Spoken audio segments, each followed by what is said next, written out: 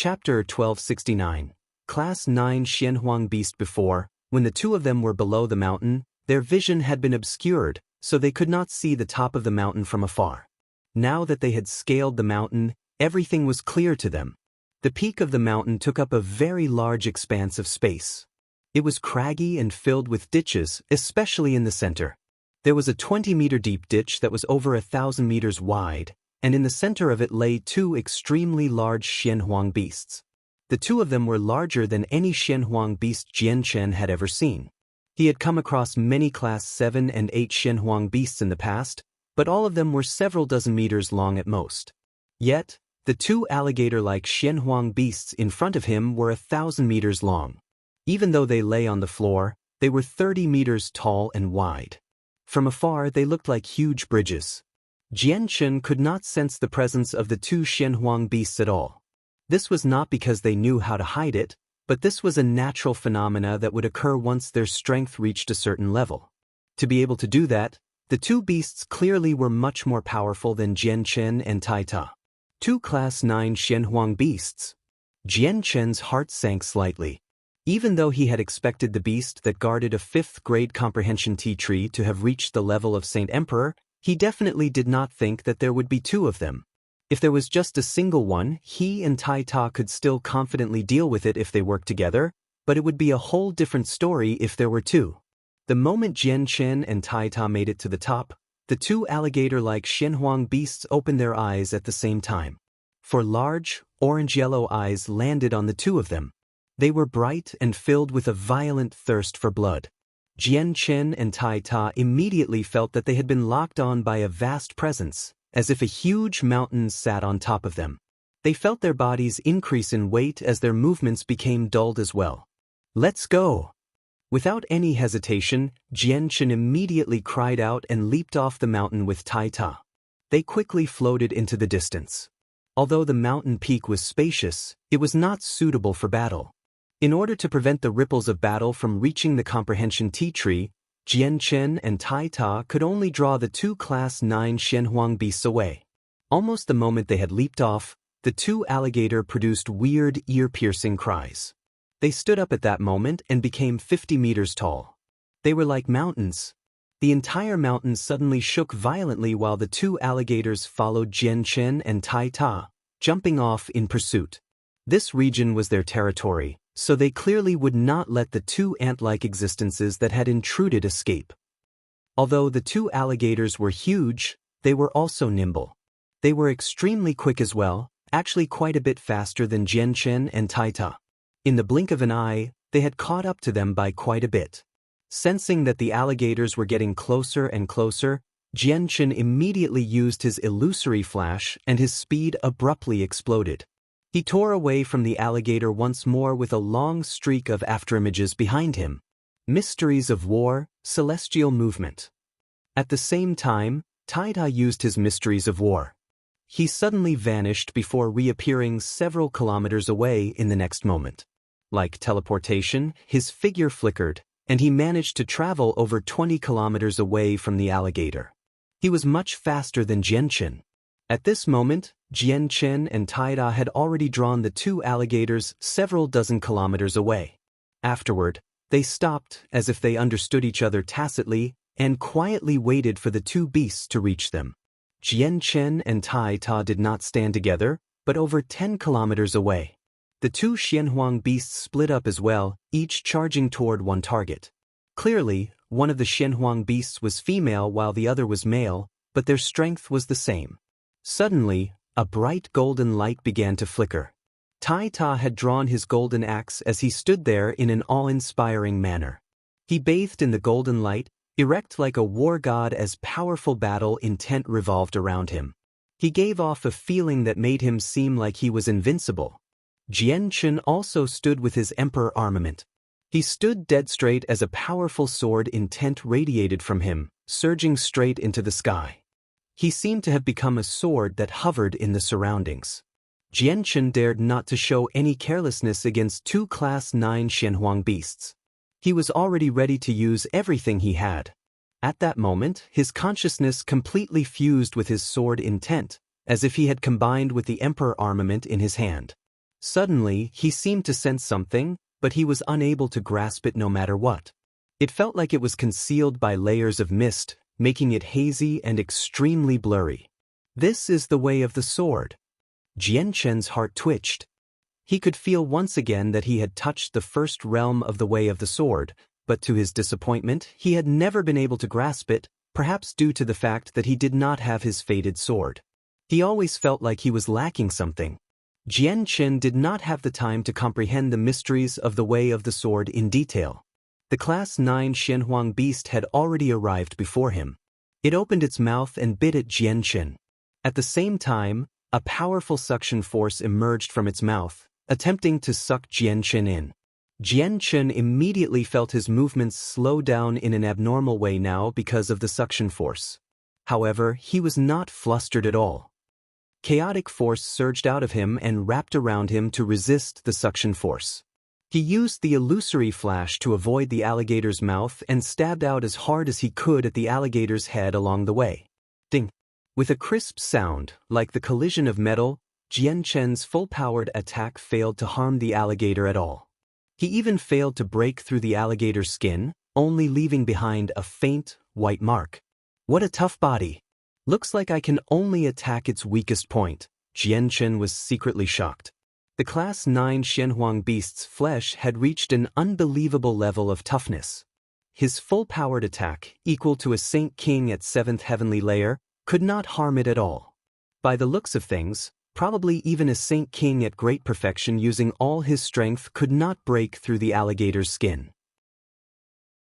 Chapter 1270, Scarlet Gold or 1. At the same time, the huge, golden axe in Tai Ta's hand landed on his Class 9 Xianhuang beast. The outcome was the same as Jian Chen's. His powerful strike failed to harm the Xianhuang beast at all, not even puncturing its skin. All that was left was a faint mark. Tai Ta immediately frowned at this. The toughness of the Xianhuang beast had also exceeded his imaginations, but he did not become dejected at all. He now gripped the axe with two hands as he lifted it high above his head. It shone with a bright golden light as a powerful battle intent coiled around him, fusing with the axe head. Mysteries of war, mortality breaker. Tai Ta called out as the axe was swung down covered in a coating of golden light. This time, Tai Ta used the mysteries of war, so it was far more powerful than his attack earlier. Boom! The golden axe landed on the Xianhuang beast and actually produced a heavy boom. Violent streams of energy shot out in all directions as storms of energy, kicking dust and stones into the air. The dust obscured most of Tai Ta and the Xianhuang beast. Tai Ta's strength had increased a lot after he had cultivated for 3 months in the whirlpool of energy. He was far more powerful than he had been in the battle against the Tao family. The power of his mysteries of war had even reached the 8th heavenly layer of Saint King, now even stronger than Jian Chen. However, his attack still failed to break through the Xianhuang beast's skin, only leaving behind a white mark that was slightly bigger than before. The Xianhuang beast was angered and produced a deafening roar. It raised one of its limbs and pressed it against Tai Ta. It clearly could not allow such an insignificant, ant-like existence to attack it time and time again. Although it did not possess any intelligence, it felt supremacy due to its strength, unable to tolerate contact from those weaker than it. Due to being overly large, the Xianhuang beast's limb was extremely huge as well. It was 20 to 30 meters wide, larger than a regular house. The Xianhuang beast quickly slammed down its foot. Like a huge stamp descending from the sky, it engulfed an entire region. Tai Ta immediately felt a vast pressure appear beneath him since he was below the foot. Although the Class 9 Xianhuang beast did not know any special abilities, it was still a powerful existence on par with Saint Emperors after all. Just any old attack from it possessed an extremely large amount of force, and the pressure created could trap any prey that was weaker than it. Tai Ta felt his body become heavier and heavier. His feet had already sunk into the ground and continued to sink. The Xianhuang beast's huge foot rapidly came crashing down from above him. With every inch it fell, the pressure Tai Ta felt became greater. Mysteries of war, celestial movement. Tai Ta cried out before using a mystery of war again. bathing in golden light, he suddenly vanished with a flash and reappeared on the back of the Xianhuang beast like he had teleported. Mysteries of war, destruction. Tai Ta roared out and was covered by golden light. Supreme battle intent permeated his surroundings once again.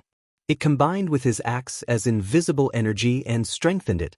A destructive energy erupted from the axe that seemed like it could destroy everything in the surroundings. Just from the presence, destruction was far more powerful than Mortality Breaker.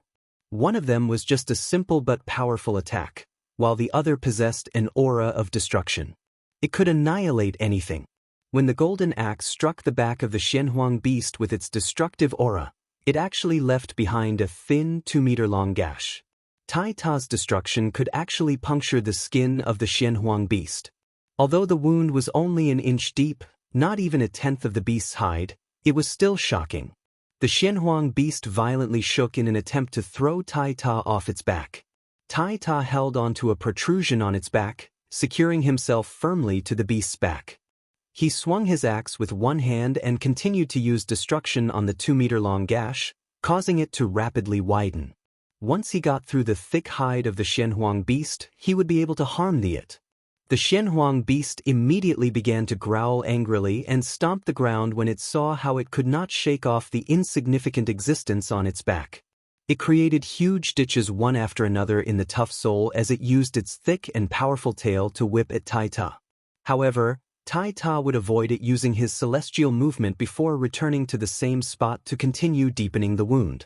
1 swing, 2 swings, 3 swings. The force of destruction was greatly reduced since he was using it with one hand, but the Xianhuang beast could not endure his consecutive attacks. The gash became deeper and deeper on its back, but there was still no blood. The Xianhuang beast's hide was extremely thick. Tai Ta had not even cut through half of it. Tai Ta was like a piece of gum stuck to the beast's back, unable to be removed no matter what. Although the beast posed no harm to Tai Ta for now, it was still very difficult for him to slay the beast since he had yet to even get through its hide. On the other side, Jian Qin used the illusory flash to avoid the attacks of the beast. After a period of weaving and dodging, Jian Qin had completely grasped the way the beast attacked. It did not use any tricks and only used the most primitive methods of attack as a beast. Although it possessed the great strength of a Saint Emperor, it was not even as threatening as a 9th heavenly layer Saint King besides its thick skin. Jian Qin hid himself from the beast's vision. With his presence fully erased, he silently made his way below the beast and stabbed as hard as he could at its snow-white belly. However, the attack failed to harm the Xianhuang beast at all. Jian Qin felt his sword strike something soft, preventing him from using any force. The belly was the weakest point of many magical beasts, and it was a crucial region that was directly connected to its various organs. Unfortunately, even this weak point of many magical beasts had been greatly strengthened on this Xianhuang beast. Looks like I can only attack its eyes, mouth, ears, and nostrils, Jian Qin sighed inside. In all his years of fighting, this was a battle he felt most helpless about. It was not because his opponent was far too powerful but because their hide was just too thick. Jian Qin emerged from beneath the Xianhuang beast with a flash, standing right in front of the beast's head without hiding himself at all. He swung his emperor armament at the ground and immediately, a black, crescent sword chi vanished into the soil. It moved through the ground, heading quickly toward the Xianhuang beast. Soil was kicked into the air wherever the sword chi passed, launching large swathes of sand and dust into the air. The sky became a hazy mess. Both Jian Qin and the Xianhuang beast had their vision obscured in such circumstances, unable to see each other at all. Jian Qin closed his eyes and charged into the cloud of dust. At this moment, he no longer bothered with the fact that his soul would be consumed at an extremely rapid rate. He expanded the senses of his soul to 1,000 meters and used it to observe his surroundings as he rapidly approached the beast. At the same time, he carefully erased his presence to prevent the Xianhuang beast from discovering where he was. Jian Qin arrived 20 meters away from the Xianhuang beast's head very quickly. Suddenly, his speed exploded, and he traversed the distance with the illusory flash, arriving before the beast's eye. He radiated with a powerful sword intent as the emperor armament shone with a black streak of light that was several meters long. the violent and destructive presence entered the Xianhuang beast's eye, causing it to feel a piercing pain. Before the beast could close its eyes, the Emperor armament had transformed into an obscure streak of black light as it stabbed into one of the Xianhuang beast's eye that was half a man wide. The chaotic force hidden within the weapon wildly erupted, blinding the Xianhuang beast's eye at that moment. The residual energy used the eye as an entry and spread toward the brain of the Xianhuang beast in attempt to destroy its central nervous system. The Xianhuang beast produced a painful cry as it writhed on the ground, kicking up even more dust and sand. It became so obscured that it was impossible for Jianchen to see right in front of him. Jianchen originally planned on using this opportunity to blind the beast's other eye as well, but seeing how it writhed in an unpredictable manner, all he could do was give up with no other choice and retreat. Not only did the Xianhuang beast's pain come from its blinded eye, it was also caused by the small amount of chaotic force Jianchen had deposited. Wherever the energy went, the surrounding blood and flesh would vanish. The chaotic force quickly made its way toward the beast's head. The Xianhuang beast also seemed to be able to sense the threat traveling toward its brain. Energy immediately surged out like water from a broken dam, quickly reaching its head. Afterward, it surrounded the small amount of chaotic force and slowly nullified it. Jianchen could sense the chaotic force vanish. He thought, the Xianhuang beast has grown up in the Xianhuang microcosm, so it must have absorbed some Xianhuang qi. Xianhuang qi is a powerful energy on par with chaotic force, so it possesses enough power to repel it. The threat of my chaotic force toward the beast has been greatly reduced. Greater effects will only appear when I use it on beasts that are weaker than me. My chaotic force will be wiped out before it can reach the beast's central nervous system. Looks like with my current strength, it's very difficult for me to slay Class 9 Xianhuang beasts even when using its weak points to my advantage. Jianchen emotionlessly stared at the writhing Xianhuang beast in front of him. The light in his eyes flickered, but as if he had thought of something, a firmer gleam of light flashed through his eyes.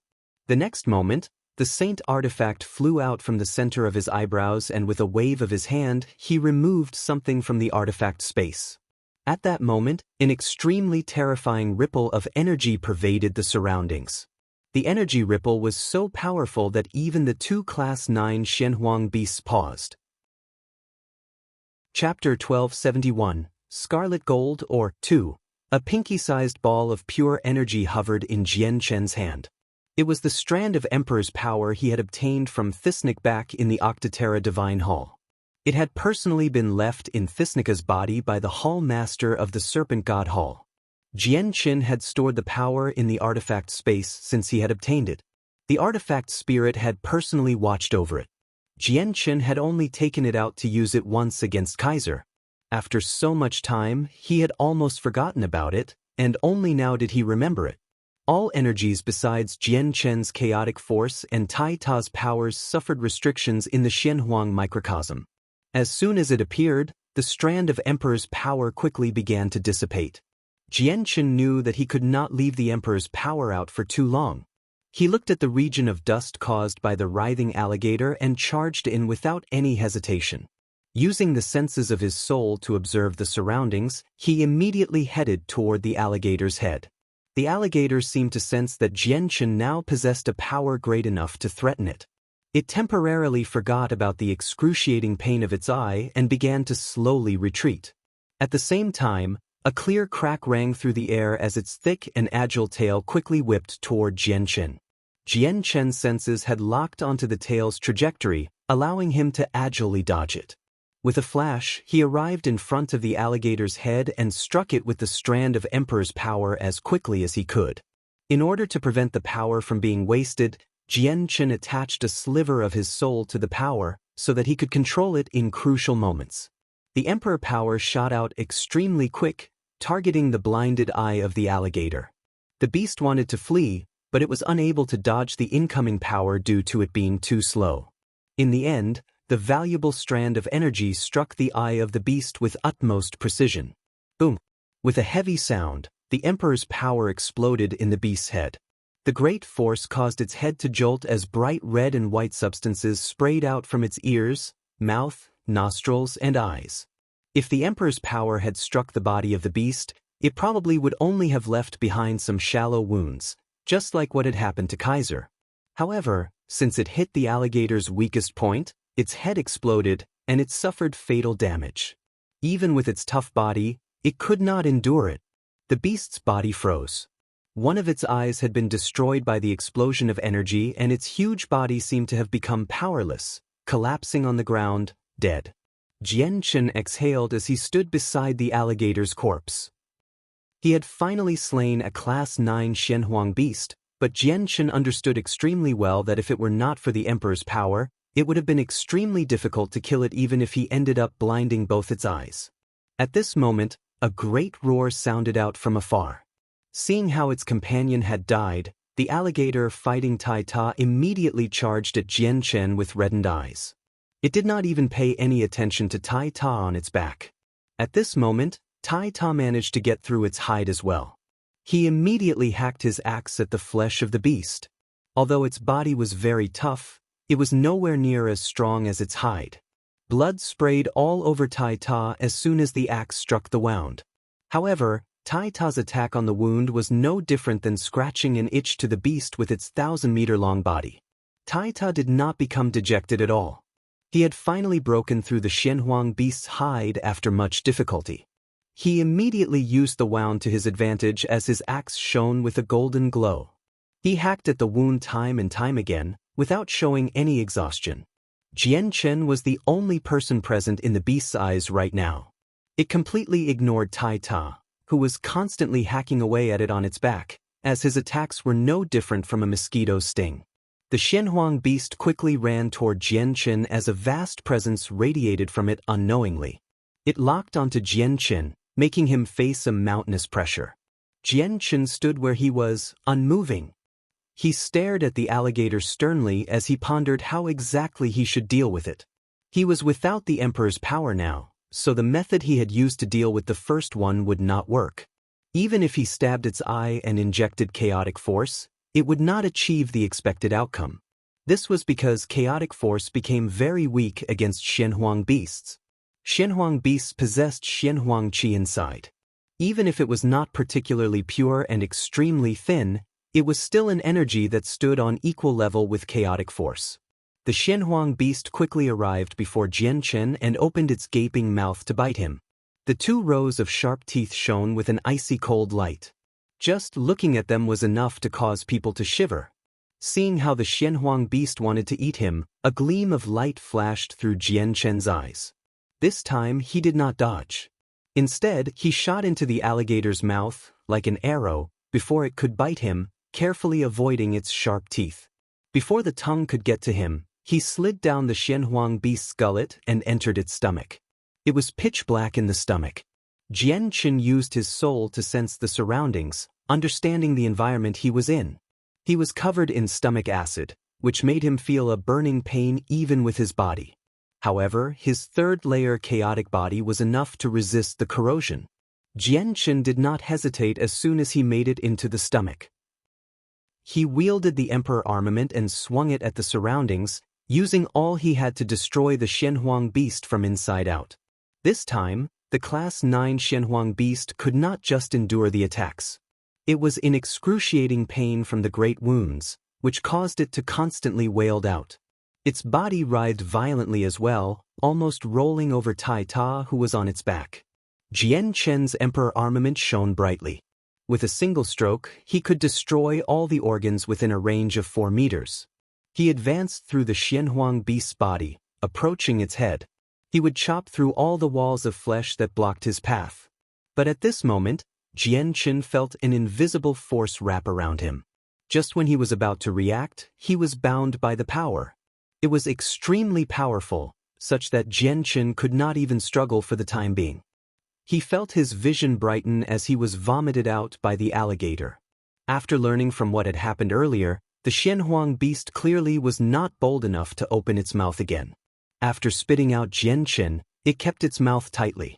Jian Chen quickly stabilized himself and used the same trick as before. With a sword qi thrown at the ground, large swathes of dust were kicked into the air, which blocked the Xianhuang beast's vision.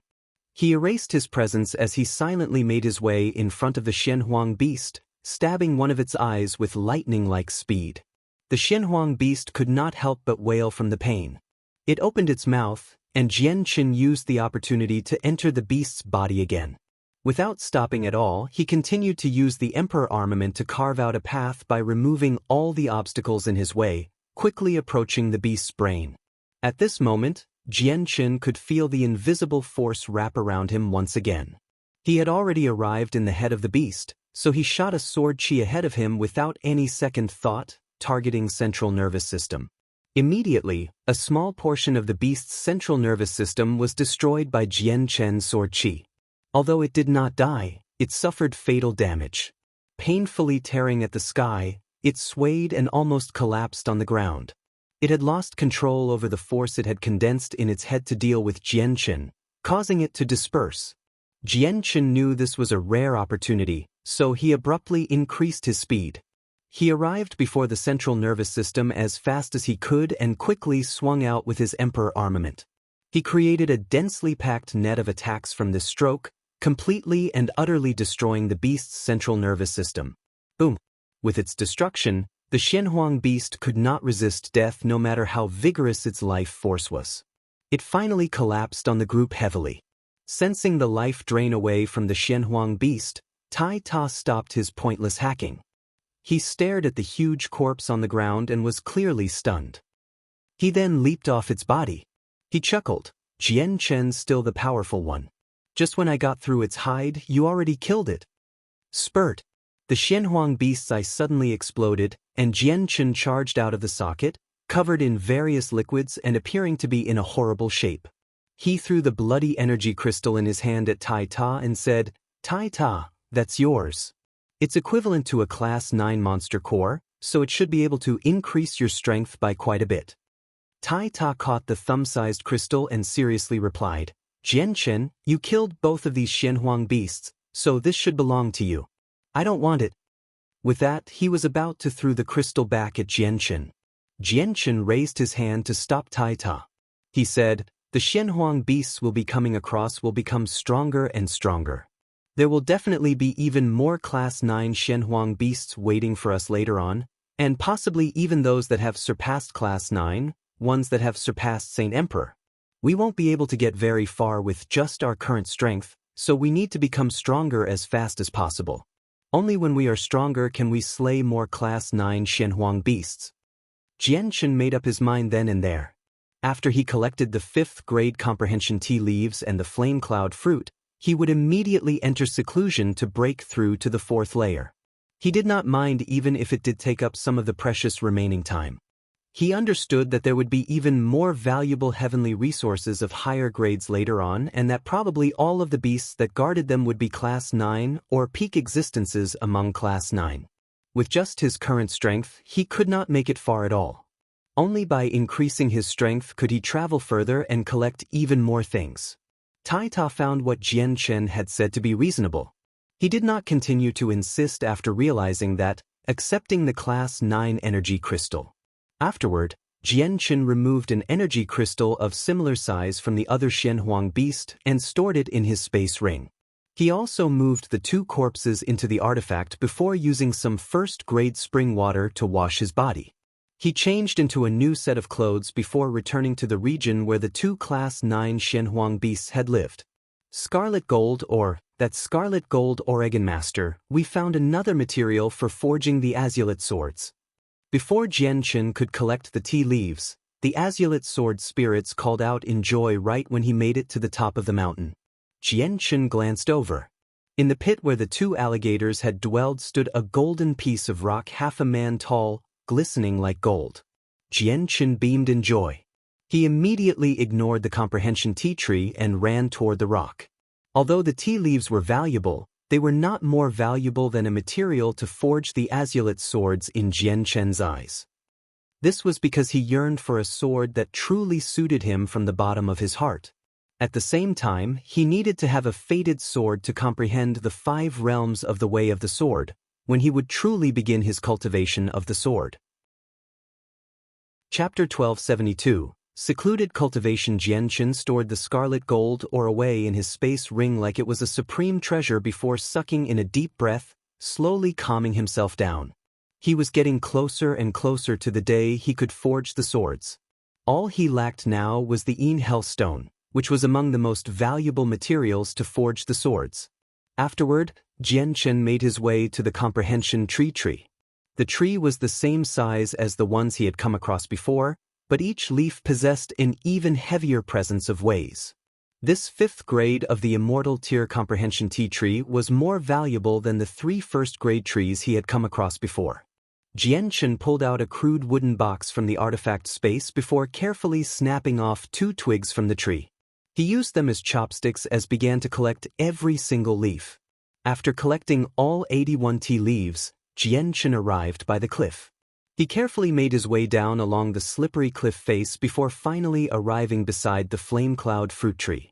He pulled out another wooden box from the artifact space, slightly bigger than the one before, and began collecting the fruit. Each flame cloud fruit was completely red and the size of a thumb. They were the smallest heavenly resources Jianchen had come across so far. Although they were extremely small, the amount of energy hidden inside could not be underestimated. As soon as he touched one of them, he could clearly feel the energetic fire-attributed energy within. It was extremely pure and vast. Even a 100,000-year heavenly resource would not be able to match up to a single one of them. There was a total of 99 flame cloud fruits, and Jianchen picked every single one of them. He then made his way to the Spring of Life, which supported the entire region. The Spring of Life was also the largest one he had come across since he had arrived in the Xianhuang microcosm. He saw was a 30-meter-wide lake, filled with green spring water. It radiated with a vast presence of life. This is a 5th-grade Spring of Life. Ziying recognized the quality of the spring water with a single glance and immediately informed Jianchen. Jianchen beamed inside with that. The highest grade of spring water in his artifact space was only of the 3rd. Not only was the water right before him of the 5th grade, there was so much of it as well. He ravished in joy. Jianchen did not hesitate at all, immediately pulling out a container to collect the water.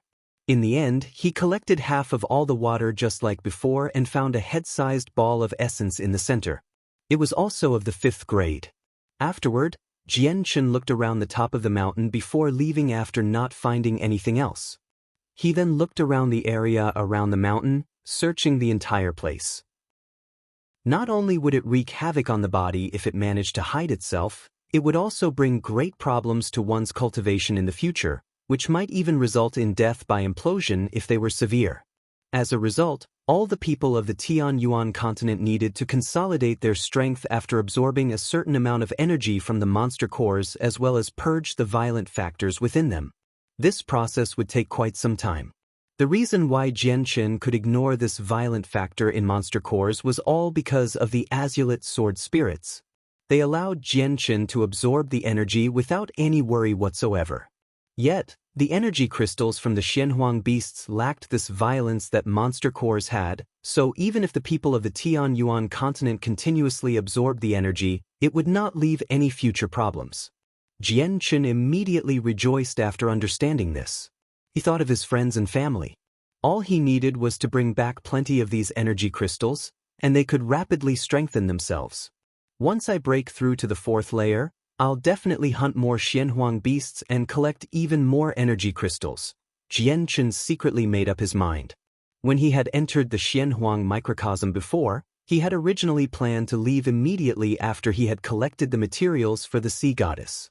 But now that he discovered the benefits of the Xianhuang microcosm, he was tempted to stay in there for a few years or possibly never leave. Other than this, Jianchen could sense extremely thin traces of Xianhuang qi within the energy crystals. However, he could not absorb the energy at all. All he could do was let it dissipate in the air, as even the sword spirits could do nothing about it. Master, there's no point in trying to absorb the Xianhuang qi. Qing Suo and I have existed for countless years and we've never heard of someone who can absorb it. Although it's on the same level as the chaotic force, no one can control it in all of history. There are a few practitioners of the chaotic body in the immortals world, but they are all the same as Master, where they cultivate their chaotic body after birth. Innate chaotic bodies are even rarer. Several hundreds of thousands or even millions of years can pass without the birth of a single innate chaotic body, said Ziying. Chapter 1273. How Use Might. 1. Jianchen could only give up on the thought of absorbing Shenhuang Qi with the sword spirit's explanation and, thus, began to focus on cultivation. 100,000 kilometers away from the Jessen kingdom stood a city completely constructed out of a valuable tungsten alloy.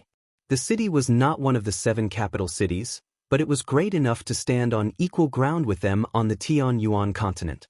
From certain aspects, the city was countless times more valuable than any single capital of the continent. This was because the city walls were completely created from tungsten alloy.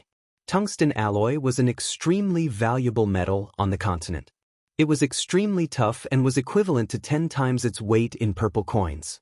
Probably no one could calculate just how much of the metal went into building the city, so just the city walls had reached an astonishing price. When it was first being built, many large organizations on the continent had indeed cast their greedy eyes upon such a valuable city and even interested a few ancient clans. However, since the owner of the city was just far too reputed, all of them gave up on the thought of taking the city for themselves in the end. The city was Flame City, which belonged to the Flame Mercenaries. As the people who possessed the most authority and were responsible for every single matter in the Mercenaries, Bai Lian and Yu currently conversed casually in the luxurious city lord's estate standing in the center of the city like an imperial palace. They would laugh pleasantly from time to time. In order to prevent the escaped Saint Kings of the underworld sect from taking revenge on the Flame Mercenaries, Yu watched over the city with the bright moon divine hall. The silver-white divine hall had shrunk to the size of a regular palace and stood silently in the city lord's estate. Contained inside it was Fairy Hao Yu's soul. She would discover any Saint King who entered the estate as soon as they set foot in it. Originally, Fairy Hao Yu would have never watched over a mercenary group that had nothing to do with her because of her status and her pride, but she only ended up agreeing after considering the fact that the request originated from Jianchen and that she would need his help in the future. Hence, she would temporarily watch over the city. The divine hall was very eye-catching in between the estate's dark bricks and red tiles.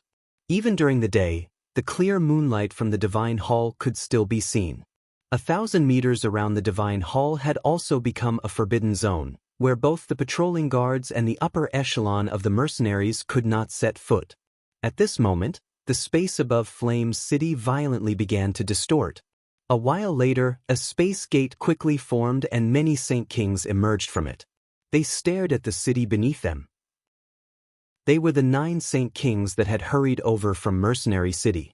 They were led by 4 Saint Kings from the Yuan sect and Yangji sect, while the 5 independent Saint Kings followed along to borrow the divine hall. As soon as the 9 Saint Kings arrived above the city, their vast presences surged out of them, engulfing the entire city. A few weaker mercenaries immediately vomited blood from the presences and instantly paled. At that moment, the orderly city turned into a huge mess from the presences of the 9 Saint Kings. The streets became strewn with people.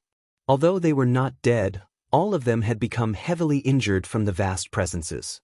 Their organs had all ruptured while a few structures in the city had collapsed. Bai Hai hurriedly flew from the city lord's estate with the other saint rulers of the Flame Mercenaries. They became extremely stern when they saw the 9 Saint Kings hovering in the air. Bai Lian stood as well while talking to Yu. She looked outside and asked in a heavy voice, "What's happening?" Yu grabbed her arm and comforted her. "Sister Bai Lian, don't worry. I'll support you with everything." "Yep. Yu, have a look. People who can give off such great presences are probably Saint Kings. I'm afraid that great-grandfather Bai Hai and the others will be in danger," Bai Lian said in a rather flustered manner. She worried for Bai Hai's safety very much. Yu nodded and walked outside as she pulled Bai Lian with her. She had the bright moon divine hall as a safety measure, so she did not show any fear even when she faced Saint Kings. Fairy Hao Yu sensed the 9 Saint Kings the moment they had reached the city, but she did not do anything. She remained in the divine hall and secretly observed the situation outside. Bai Hai flew into the air with the other saint rulers and stopped at the same altitude as the 9 saint kings. He clasped his hands at them and asked in an extremely hostile manner, "May I ask who you are and why you have come to my flame mercenaries to make trouble? Do you think that there are no saint kings in the city?" The gazes of the 9 saint kings grew cold with what Bai Hai had said, but the 4 saint kings from the protector clans said nothing. They understood the flame mercenaries extremely well.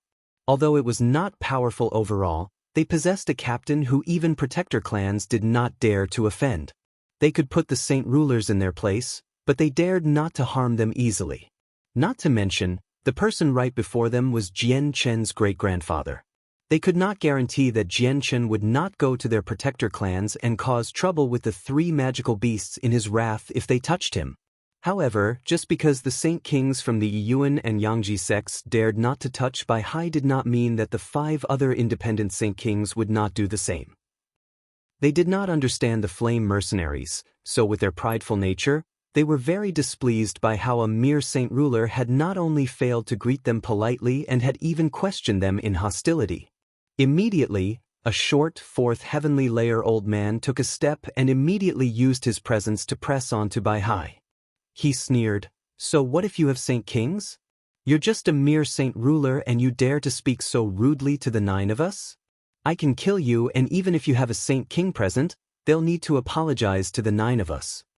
With that, the short old man hurled his palm at Bai Hai.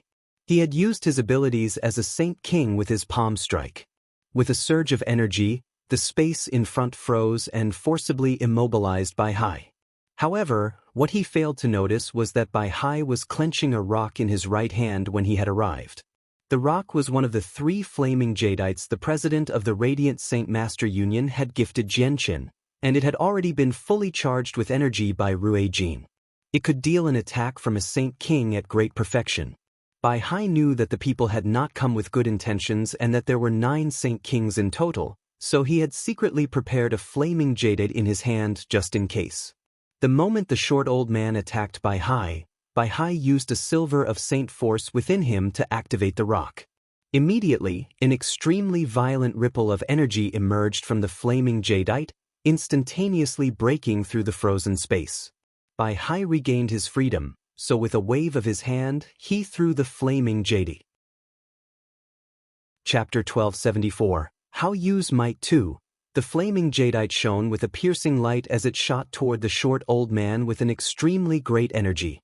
Wherever it passed, the surrounding space shook violently, forming pitch-black cracks from the terrifying amount of energy spewing from the rock. The short old man paled in fright. He shivered because of how powerful the energy from the stone was. It was equivalent to a strike from a saint king at great perfection, so how could it be possible for him to resist it with his strength as a 4th heavenly layer saint king? Even if he did manage to resist it, he would end up heavily injured. What is this? Has a saint king at great perfection deposited a sliver of his power in this saint ruler? Impossible. A saint king's power stored in another person's body would never produce such a terrifying disturbance. The short old man was no longer able to remain as composed as before. He abruptly shot back and pleaded for help from the 8 other saint kings in worry. "Everyone, let's block this attack together, or all of us will be in for more than what we bargained for." The other 8 saint kings became stern as well. None of them had thought that Bai Hai would possess such a great item, where it could erupt suddenly and produce such a great strike. Any single one of them would become heavily injured if they took on the strike all by themselves. Before the short old man had even asked for help, the 8 saint kings already planned on working together and blocking the strike of the flaming jadite because the short old man stood right in front of them. The rock shot toward the short old man as well as them, so trying to remain uninvolved in this matter was impossible. Vast amounts of energy surged from the 8 saint kings. The 9 of them all produced a palm strike that was sent at the flaming jadite at the same time. The energies collided with the rock as it shook up the surrounding space. Boom! With a deafening explosion, it seemed like brilliant fireworks had been set off above the city from how dazzling it was. Violent energy ripples rocked the surroundings and surged out. A portion of the energy traveled toward Flame City. Bai Hai and the Saint Rulers' expressions all drastically changed. The ripples of energy erupted from a clash between Saint Kings, so they were extremely powerful. All they could do before the ripples was protect themselves. They could not prevent them from reaching the city. If it hit the city below, all the weaker people would become heavily injured or end up dead. Yu Yu clearly understood this as well while witnessing everything unfold. Her eyes shone with an icy cold gaze as the moon god's scepter appeared silently in her hand. The fist-sized jewel embedded in the scepter shone with hazy moonlight. Yu Yu swung the scepter and an extremely pure strand of moonlight force immediately began to radiate from the crystal, forming a weak-looking barrier over the city. The barrier immediately began to violently shake when the energy ripples struck it, but fortunately, the barrier only received some energy ripples and not the direct attacks of the Saint Kings. The barrier successfully blocked the energy. When the rampaging energy in the sky finally settling down, the barrier of moonlight force silently disappeared as well. Yu Yu looked at the exquisite scepter with a pained look. She could clearly feel that there was not much energy left in the scepter. The energy deposited in the scepter by Master is becoming less and less. Yu Yu sighed inside, but flames of fury quickly ignited. She stared at the 9 Saint Kings in a very hostile manner. If she did not make it in time just then, Flame City would have suffered heavy casualties because of the 9 of them. The 9 Saint Kings hovered in the air with sunken faces. Every single one of them had emerged unscathed. Half of them were beyond the 5th heavenly layer and 2 of them were of the 7th heavenly layer, so the attack from the flaming jadeite had failed to harm them with their teamwork. Heavy killing intent filled the eyes of the short old man that Bai Hai had targeted. He was a mighty Saint King, yet he had almost been injured by a mere Saint Ruler.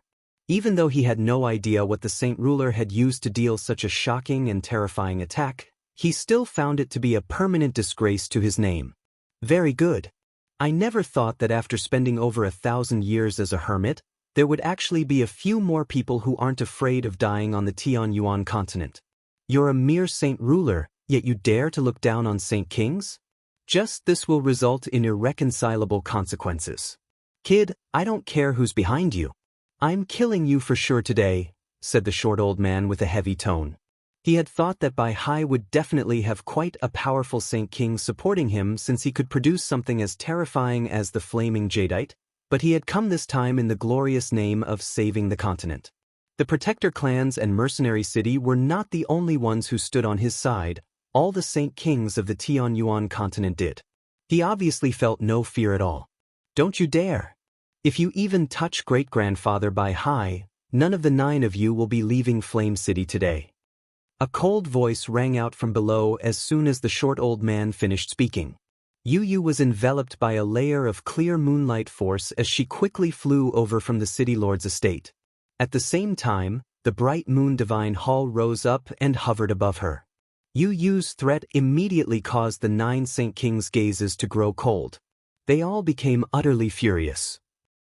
The 9 of them had come with such a powerful party to borrow the bright moon divine hall, yet before they could even speak of the request, their dignity had been trampled over by a Saint Ruler, almost reducing them to a mess. Now, a woman who was not even a Saint Ruler threatened them, which completely shamed all of them. A red-robed independent Saint King coldly snorted. Just as he was about to step forward, he was stopped by a great elder of the Yangji sect. He said through a communication technique, "Brother Ha Lu, we've come to borrow the bright moon divine hall this time, not to cause trouble. Let's not waste too much time. Leave the matter to me." The great elder was initially extremely willing for the 5 independent Saint Kings to teach the flame mercenaries a lesson, but he worried that he would be dragged into it, so he could only give up on that thought. Meanwhile, the matter of borrowing the bright moon divine hall was for guarding the seal beneath Mercenary City. It was something done in thought for the entire world, so it was irrefutable. As a result, the great elder could take it without any worry. Even if Jianchen came looking for him later on, he would have the support of all the experts across the entire continent. He was obviously not afraid. Jianchen, our Yangji sect indeed does not have the power to deal with you, but we can destroy the bright moon divine hall when the world of Forsaken Saints invades the Tianyuan continent. As long as we can weaken you slightly, it's nothing even if we have to endure some pressure. If you really dare to use this to make trouble for us, We won't even need to act personally. The entire continent will become your enemy, he sneered inside. He was tempted to take the bright moon divine hall and leave immediately when he thought up to there. He no longer hesitated. Suppressing his anger for Yu, he coldly and emotionlessly said, "You must be Yu. Our Tianyuan continent is currently facing a danger that directly affects its fate. There is a tunnel to another world sealed beneath Mercenary City, and the seal has been destroyed now. The experts of the other world can invade us at any moment. The 9 of us have come to borrow your divine hall in order to save the world by blocking the tunnel beneath the city. Time is tight right now, so please hand over the divine hall immediately so we can take it back to Mercenary City with us." Yu sneered, "The bright moon divine hall isn't mine. It's my master's. If you want to borrow it, you should ask my master instead." The great elder from the Yangji sect immediately became speechless. In reality, he had considered that Yu would decline and thus had thought up of many reasons and excuses to combat this. He had even made up his mind to use force, but he had never thought that Yu would respond like that, to have him directly ask Fairy Hao Yu for the divine hall. The 4 Saint Kings from the Protector clans knew that Fairy Hao Yu was not dead, that her soul had always existed, and that it remained within the divine hall. Other than the great prestige she had left behind in the past, she was just a paper tiger to them, relying on the toughness of the bright moon divine hall to guard her soul. However, the 5 independent Saint Kings did not know anything about Fairy Yu's soul. The short old man snickered. "Fairy Hao Yu has already been dead for several tens of thousand years. You actually want us to go find the dead Fairy Hao Yu to borrow the divine hall? This is a huge joke. Everyone, guarding the tunnel is an extremely pressing matter. We cannot waste any more time. Let's directly take the divine hall and leave." As soon as the old man finished talking, the divine hall above Yu suddenly began to shine with an intense, silver-white moonlight. It rapidly expanded, becoming a huge, majestic palace in a single moment, looming over their heads like a dark cloud. "Who said I was dead?" An icy cold voice rang from the divine hall as a huge, illusionary projection of a person appeared above it. Her clothes fluttered in the breeze with her otherworldly disposition. It was Fairy Hao Yu, but her face was blurry and indistinct. The old man who had said that she was dead just before revealed a different expression. He could clearly feel the extremely powerful soul of Fairy Hao Yu, such that his soul was suppressed to the point where he could not move it. "Are you Fairy Hao Yu?" The short old man was utterly astounded as disbelief flooded his face. "This Fairy Yu's soul is so powerful. No wonder she can survive until now without her soul dissipating." The Saint Kings from the 2 Protector clans were all shocked inside, but they felt no fear. With just her powerful soul, Fairy Hao Yu was not enough to pose any threat to them. They had even guessed that she probably could not let her soul leave the divine hall. Fairy Hao Yu coldly stared at the 9 of them and heavily said, "I've already sensed the shocking changes in Mercenary City. The earthen spirit of Mercenary City has already reached returnance in strength, so even if she can't repel them, it won't change anything even if you take my divine hall away." A great elder from the Yuan sect said, "The bright moon divine hall is the only divine hall that can resist attacks from Saint Emperors other than the one in Mercenary City. It doesn't matter if the divine hall can actually block the seal. We need to give it a try. Fairy Hao Yu, please allow us to borrow it." With that, a powerful presence radiated from his body. It surged toward the bright moon divine hall. Chapter 1275, Hao Yu's Might 3. Fairy Hao Yu's face grew colder. The actions of the great elder from the Yuan sect had infuriated her. She coldly said, "You sure are bold to disrespect me as a mere Saint King. Are you trying to take my divine hall forcefully? Even if Saint Emperors come personally, they'd have to return with nothing, let alone you Saint Kings. I will give you one last opportunity. Leave immediately, or don't blame me for not treating you courteously." The great elder could not help but laugh aloud at Fairy Hao Yu's threat. He said, "Fairy Hao Yu, I would obviously be as weak as an ant in your eyes if you had your former strength, but it's a pity that you're just a soul now. Can I ask what you can do as just a soul? Your soul might be very strong, but I think you can't leave the divine hall or it'll quickly disperse into the surroundings. Fairy Hao Yu's cold eyes shone with heavy killing intent. To think that someone with her prideful nature would be looked down upon by a Saint King who was not even equal to an ant in her eyes, the flames of fury began to rage inside her. Her killing intent rapidly increased. Seeing how Fairy Hao Yu had reacted, the great elder confirmed his suspicions. He could not help but laugh freely even more. I know you've cast down quite a few formations in the Divine Hall, which can even trap Saint Emperors, but as long as we don't enter the Divine Hall, these formations won't be able to pose any threat to us. We've come this time in consideration for all the lives on the continent. I hope you can understand. After saying that, he looked at the 8 people behind him and said, "Everyone, time is tight right now. We can't waste too much time in regards to the matter of the seal, so for the sake of all the lives on the continent, we cannot think of so many matters. Let's immediately work together to trap the Divine Hall and forcefully take it to Mercenary City." Without any hesitation, the 8 Saint Kings behind him all flew toward the Divine Hall. At the same time, they froze the space around Bai Hai and the other Saint Rulers once more, trapping them there. Below, Bai Lian watched as the 9 Saint Kings flew toward the Divine Hall with an ugly expression. The light in her eyes flickered as she hesitated. She also possessed a flaming jadeite that could deal an attack from a Saint King at great perfection in her space ring, as well as quite a few quaking thunders that Jian Chen had left with her. The quaking thunders were not of the same quality as the flaming jade, but they could also deal a Saint King's attack. She was currently hesitating over whether to use them or not. When Jian Chen had first handed the items to Bai Lian, he had said to not use them so easily unless they faced complete danger.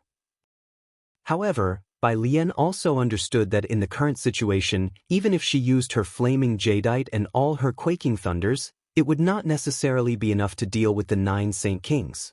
The flaming jadeite was no longer enough to pose a threat to them if they worked together. The 9 Saint Kings had already arrived in front of the Bright Moon Divine Hall. Every single one of them pulsed with energy since they were planning to trap the Divine Hall and forcefully take it away with them. But at this moment, the sky began to change. A huge, round moon slowly rose up from the Divine Hall and glowed with gentle and clear moonlight. This was not the real moon but a projection created through moonlight force and a technique.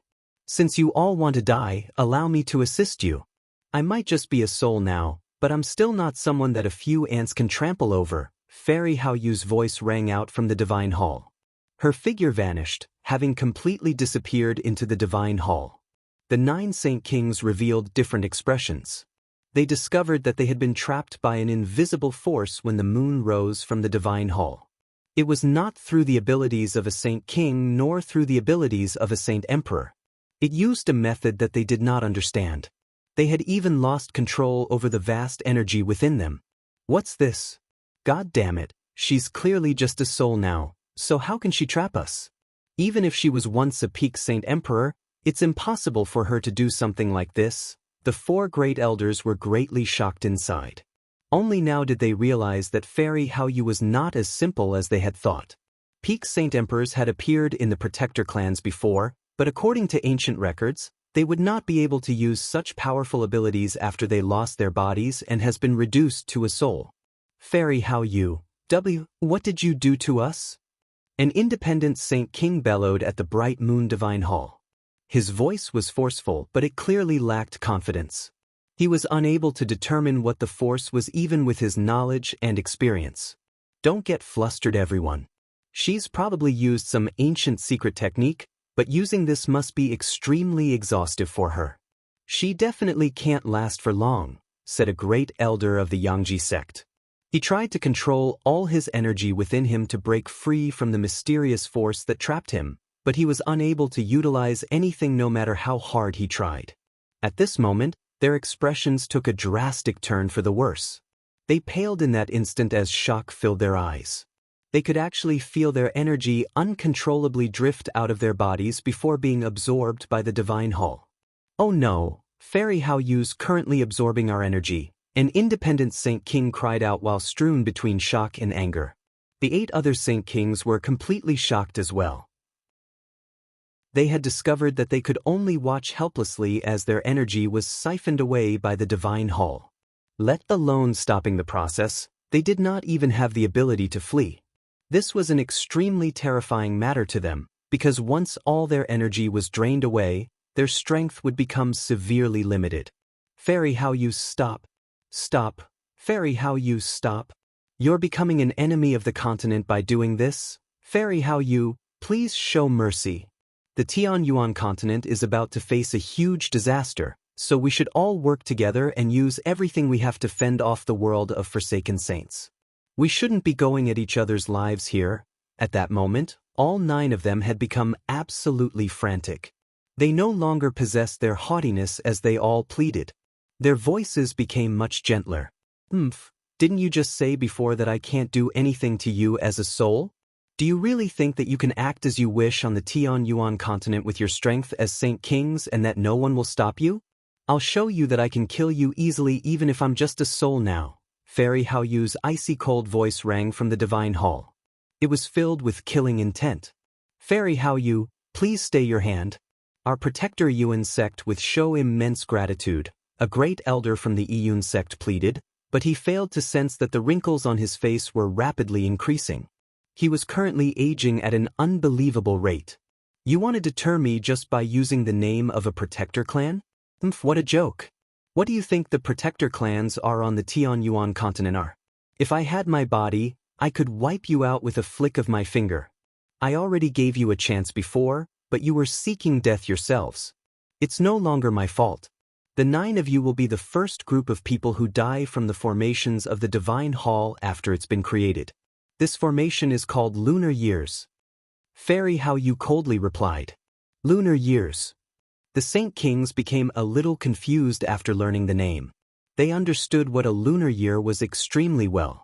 From certain aspects, it was time, a label for time.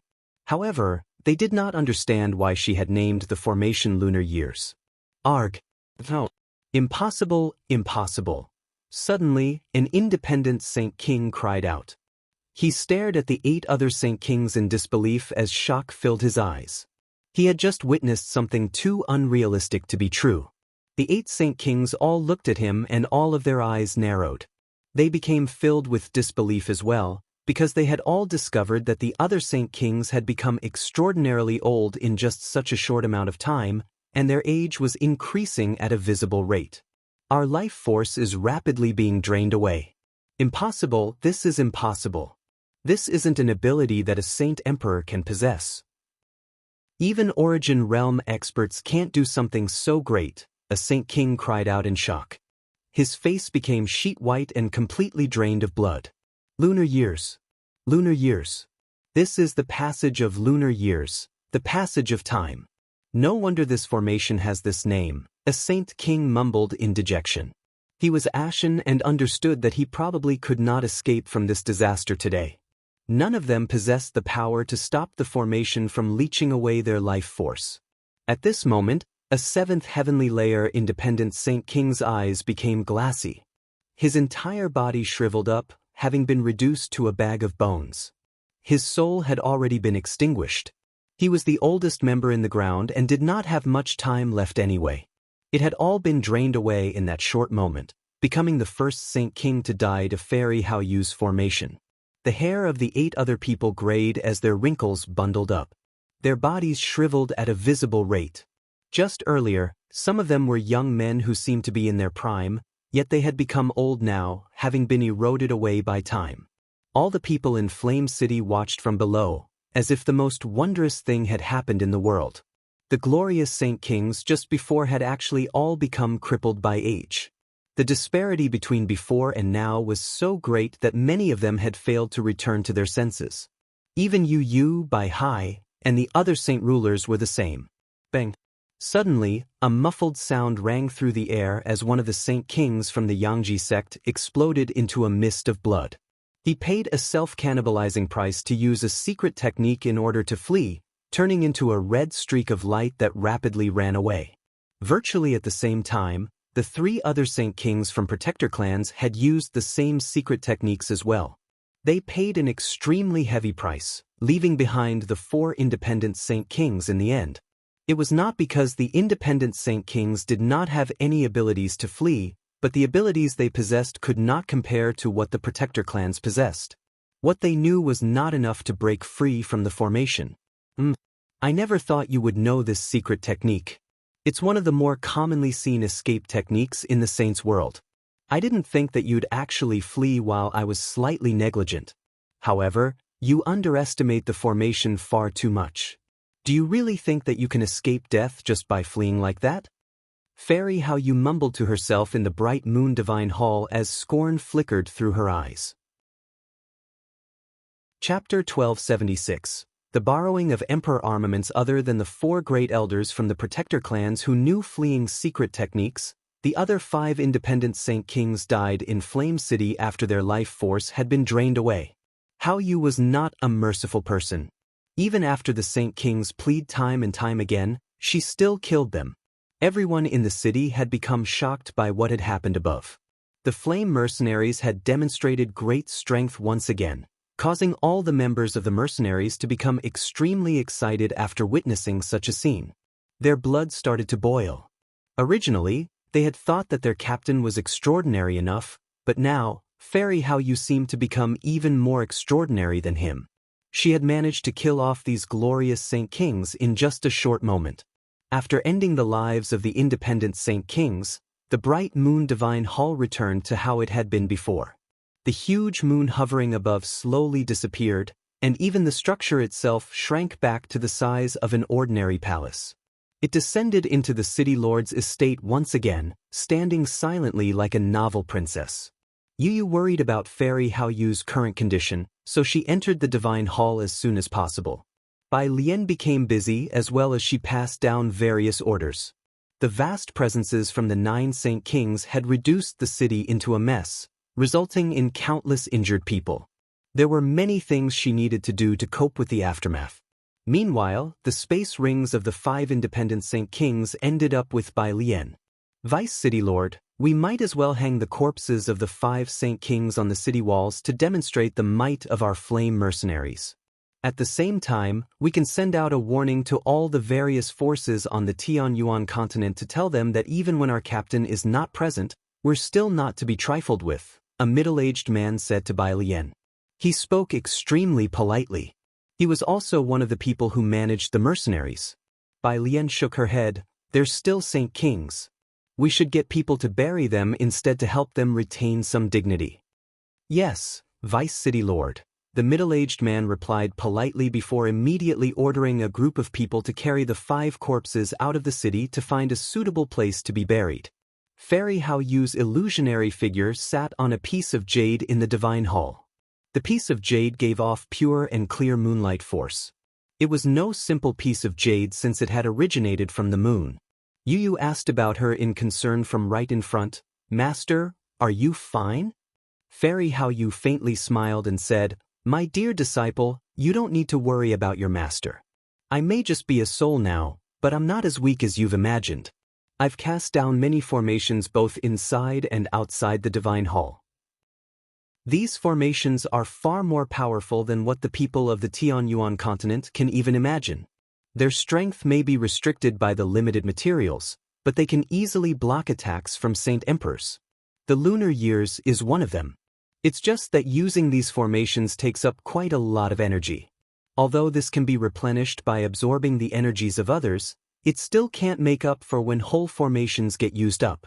As a result, you can't rely on your master for everything in the future. Working hard to increase your own strength is the most important. Yes, master. I will definitely work even harder on cultivating. Yu Yu firmly answered. All the Saint Kings from various parts of the continent were gathered in a majestic hall within the miniature world of Mercenary City. They all sat in a circle as they discussed how to stop the world of Forsaken Saints. The number of people gathered there had already reached into the 400s. They were all the Saint Kings of the continent. Although the Divine Hall of Mercenary City is extremely tough, we still don't know whether it can stop the reciprocity experts from the world of Forsaken Saints, and on the continent, the Emperor armaments of the 10 Protector clans are extremely powerful. They are difficult to control even when several Saint Kings work together, so I suggest that the Protector clans bring all their Emperor armaments here and pass them on to Elder Tianjian, who's a Saint Emperor, to control. The Great Elder must be able to display even greater strength. May I ask what you think of this? The Grand Elder of Mercenary City slowly inquired as he looked at the people of the 10 Protector clans. We, the Heaven's Incense School, do not mind. We are willing to temporarily hand over our Emperor armament to the Great Elder. The schoolmaster of the Heaven's Incense School was the first one to agree to the Grand Elder's suggestion. The pavilion master of the Pure Heart Pavilion pondered slightly before saying, Great Elder Tianjian has already reached Saint Emperor and his strength is now incomparable to any one of us. We obviously do not mind handing over the Emperor armament of the Pure Heart Pavilion, except our Emperor armament is rather special. It's slightly different than the 9 other clans. It can only be controlled by those who practice the cultivation method of the Pure Heart Pavilion. As a result, we may have to disappoint the Grand Elder. A Great Elder from the Muyuan clan said, Grand Elder, the power of the Emperor armaments have reached an extremely terrifying level. Even if several Saint Kings control it together, they will suffer a backlash, so probably only Saint Emperors can use them at will. However, can Great Elder Tianjian use so many Emperor armament all by himself? Even if the Great Elder has become a Saint Emperor, he shouldn't be able to control so many Emperor armaments simultaneously. The Great Elder had spoken the doubts of many people present, in particular the people from the Protector clans. They all wondered whether or not Tianjian could control so many Emperor armaments all by himself. After all, they were no ordinary objects. The Grand Elder chuckled, the power of the Emperor armaments from the Protector clans have already reached a level that's enough to terrify all of us. Although the Great Elder has become a Saint Emperor, controlling so many Emperor armaments simultaneously is indeed extremely difficult. However, I am asking to use them for another reason. May I ask what this reason is? Do the Emperor armaments have other uses? A Great Elder from the Heartless School asked. The Grand Elder thought a little before speaking. We have quite a few abilities and secret techniques left behind by the City Lord. These abilities and techniques all possess unpredictable power, and some of them can only be practiced by Saint Emperors. Now that Great Elder Tianjian has become a Saint Emperor, he's already grasped some of the techniques and abilities that only Saint Emperors can learn, and one of them just happens to allow him to use the Emperor armaments of the Protector clans to cast down an extremely powerful ancient killing formation. The formation can activate the potential power within the Emperor armaments to deal terrifying attacks. Everyone, think about it. If we can cast down this killing formation at the entrance of the tunnel, it will have a shocking effect. With that, the eyes of many people present lit up. At the same time, they were secretly shocked. The heritage of Mercenary City was actually no weaker than the 10 Protector clans. They actually possessed such great abilities and techniques that only Saint Emperors could learn them. Protecting the Tianyuan continent was the original responsibility of us Protector clans. Since the world of Forsaken Saints is so powerful, that is more than enough of a reason for us all to work together. We can't forsake the continent for our personal needs. Our Xinshao sect is willing to lend our Emperor armament. Our Padian sect is also willing to lend our Emperor armament. Our Muyuan clan is also willing to lend our Emperor armament. Our Yangji sect is willing to lend our Emperor armament. The Yuan sect is willing to lend out their Emperor armament. The various clans all expressed their thoughts. In the blink of an eye, 8 clans agreed to lend out their Emperor armaments, with only the Tyrant's Blade School and Changyang clan left. The Grand Elder immediately looked at the Saint Kings of the Tyrant's Blade School and Changyang Zushao. The Saint Kings from the Tyrant's Blade School hesitated before one of them reluctantly said, Our founding ancestor, Gehai Dao, has already returned. The Emperor armament is currently in his control, so we have to decline lending it out. However, we believe that the Emperor armament will be able to demonstrate even greater power in our founding ancestors' hands. The Tyrant's Blade School originally wanted to hide the return of their founding ancestor, but now that such a great matter had happened on the continent, there was no point in keeping it hidden anymore. At the same time, they had personally witnessed their founding ancestor's strength when the 100 races had invaded. They were confident that even if their ancestor's identity was revealed, no one on the continent could threaten him. This included Saint Emperors. However, The piece of news was like a bolt from the blue to everyone else. They all became stunned and stared at the Saint Kings in disbelief. None of them believed what they said to be real.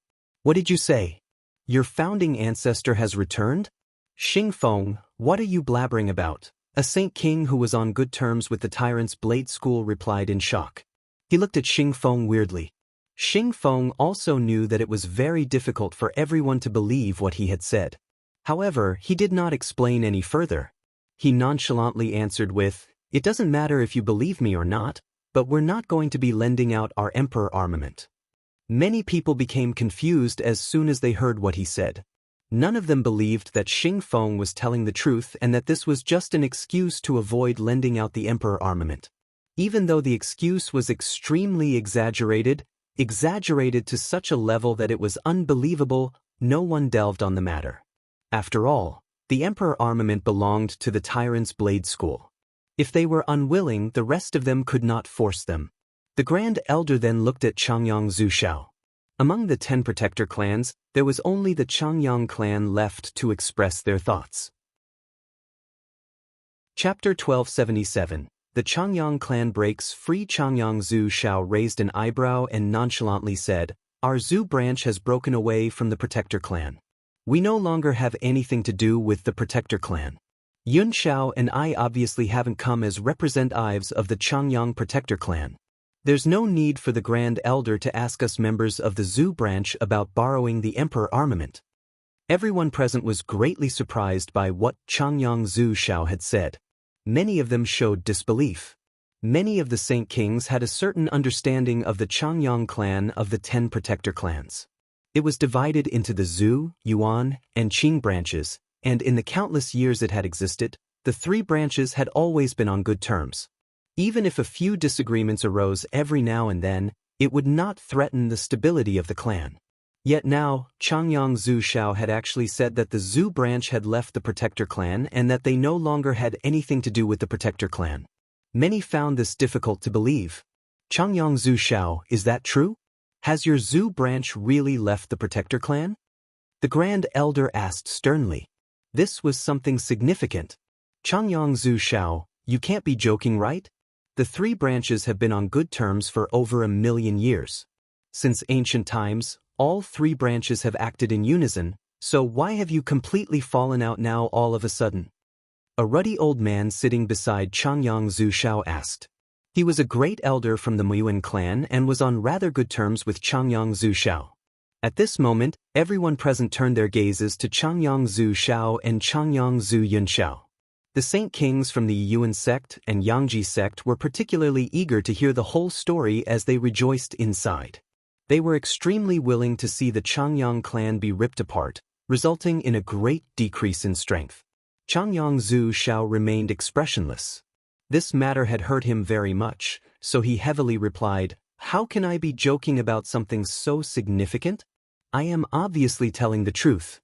Our Zhu branch no longer has any connection with the Changyang protector clan." The room immediately fell silent, but all the people had already begun to accept the reality of the Zhu branch's departure. Although this was a shocking piece of news on the Tianyuan continent, it was not enough to affect them. However, many people realized that the Changyang clan's strength had greatly decreased with the changes. They would definitely fall off the throne as the strongest protector clan and might even end up as the weakest protector clan out of all of them. Many people from the other clans celebrated inside. Since the Zhu branch had broken away from the Changyang clan, may I ask why there is no one from the Qing and Yuan branch present representing the Changyang clan? A Saint Kings from a protector clan asked out of curiosity. The Grand Elder looked around, and indeed he failed to find the people of the protector Changyang clan. As a result, he said to a Saint King beside him, "Sixth Elder, I will trouble you to visit the Changyang clan. Please invite them to our city so we can discuss the countermeasures against the world of Forsaken Saints." The 6th Elder of Mercenary City immediately stood up and clasped his fist at everyone. He clearly said, "Everyone, I shall be dismissing myself temporarily." Afterward, he directly left the miniature world. Although the protector Changyang clan was extremely far away from Mercenary City, it would only take a Saint King a few seconds to traverse the distance. The sixth elder returned in less than 5 minutes and sternly informed everyone, "Grand Elder, I've visited the Changyang clan and discovered that it's been sealed. Not only is it impossible to enter, the people inside cannot come out either. All methods of communication are useless as well." "What?" The Grand Elder's expression changed as he immediately stood up. Even all the Saint Kings there were greatly shocked. A mighty protector clan had been sealed, locked up in their miniature world. This was just far too astounding to everyone present. "Sixth Elder, is that true? The Changyang clan has actually been sealed up in their miniature world? They're a protector clan for goodness sake. Just who on the current continent has such abilities? Even the Path Lord of Carnal Desires can't do something like this," said an independent Saint King. The Grand Elder did not probe into the matter further. He stared deeply at Changyang Zhu Xiao and Changyang Zhu Yunxiao. "Changyang Zhu Xiao, our Tianyuan continent is currently facing a great danger. Although I don't know just what's happened to your Changyang clan, we just happen to be in need of people. We want to break through the seal. Do the two of you have any objections?" At this moment, a minute change occurred in the gazes toward Changyang Zhu Xiao and Changyang Zhu Yunxiao. There was admiration and disdain. Many of them had connected the matter to the Zhu branch since they had broken away. Changyang Zhu Xiao gently sighed. He knew that there was probably quite a few people who misunderstood the Zhu branch, so he needed to explain, "It's all because of the saint's fruit. When Jian Chen obtained the saint's fruit back then, Changyang Qingyun wanted to take it for himself, resulting in never-before-seen internal strife. Completely angered, Jian Chen worked with the 3 magical beasts to seal up the Changyang clan. This matter has always pained me the most. If you want to break the seal and free the people from the 2 branches, our Zhu branch obviously has no objections." Everyone immediately understood what had happened with Changyang Zhu Zhao's explanation, but they were once again shocked by Jian Chen and the 3 magical beasts' extraordinary methods of doing things. They could actually seal up a protector clan. It would be difficult for even Saint Emperors to achieve something so extraordinary. This was because every single protector clan possessed methods to deal with Saint Emperors. That was exactly what I thought. Changyang Qingyun is just far too greedy. When the fight over the saint's fruit occurred, he did not contribute much at all, so just why does Jian Chen have to hand over the saint's fruit? In my opinion, the Yuan and Qing branches completely deserve it. "It's all their own fault," said the Saint King from the Moyuan clan righteously. At this moment, 4 bloodied and messy Saint Kings staggered into the room. Every single one of them was horrendously old. Their life forces were extremely weak. "Oh my God!" One of the great elders from the Yangji sect recognized one of the 4 and immediately paled in fright. He arrived before the 4 of them with a flash and stared at one of them in disbelief. He cried out, "Jin, how have you become like this?" "It's Fairy Hao Yu. Fairy Hao Yu's used a formation to siphon away our life force," he weakly replied. Right after he finished speaking, he seemed to have lost all his energy, directly falling to the ground. He shriveled at a visible rate, becoming a dry corpse very soon. Afterward, the 3 other Saint Kings all collapsed as well, suffering the same outcome as the Great Elder from the Yangji sect. The Great Elders from the Yangji sect and Yuan sect all revealed extremely ugly expressions. They had already recognized the 3 other people. They were the Saint Kings they had sent to Flame City to retrieve the Bright Moon Divine Hall. They had never thought that they would fail their mission and lose their lives. Losing 2 Saint Kings all of a sudden was an extremely heavy loss to both the Yangji sect and Yuan sect. This Fairy Hao Yu has gone too far. It's fine if she doesn't want to lend her divine hall, but why did she have to kill our great elders? "We cannot let the matter slide," said a Saint King from the Yuan sect painfully. "We will definitely come back with an explanation for this matter." All the great elders of the Yangji sect were brimming with killing intent. Losing 2 Saint Kings weakened their strength by 30%. The Grand Elder of Mercenary City stood up and said in a heavy voice, "Please stay yourselves. The matter at hand is to find a way to deal with the problem of the world of Forsaken Saints. We can look for Fairy Hao Yu for an explanation after we remove the threat of the other world." "Correct. We need to get our priorities straight. The world of Forsaken Saints is a huge threat, So please dismiss your enmity with Fairy Hao Yu for now. At the same time, Fairy Hao Yu won't be easy to deal with since she can handle 9 Saint Kings so easily, and she's protected by extraordinary formations. We cannot complicate matters at this time, said the pavilion master of the Pure Heart Pavilion.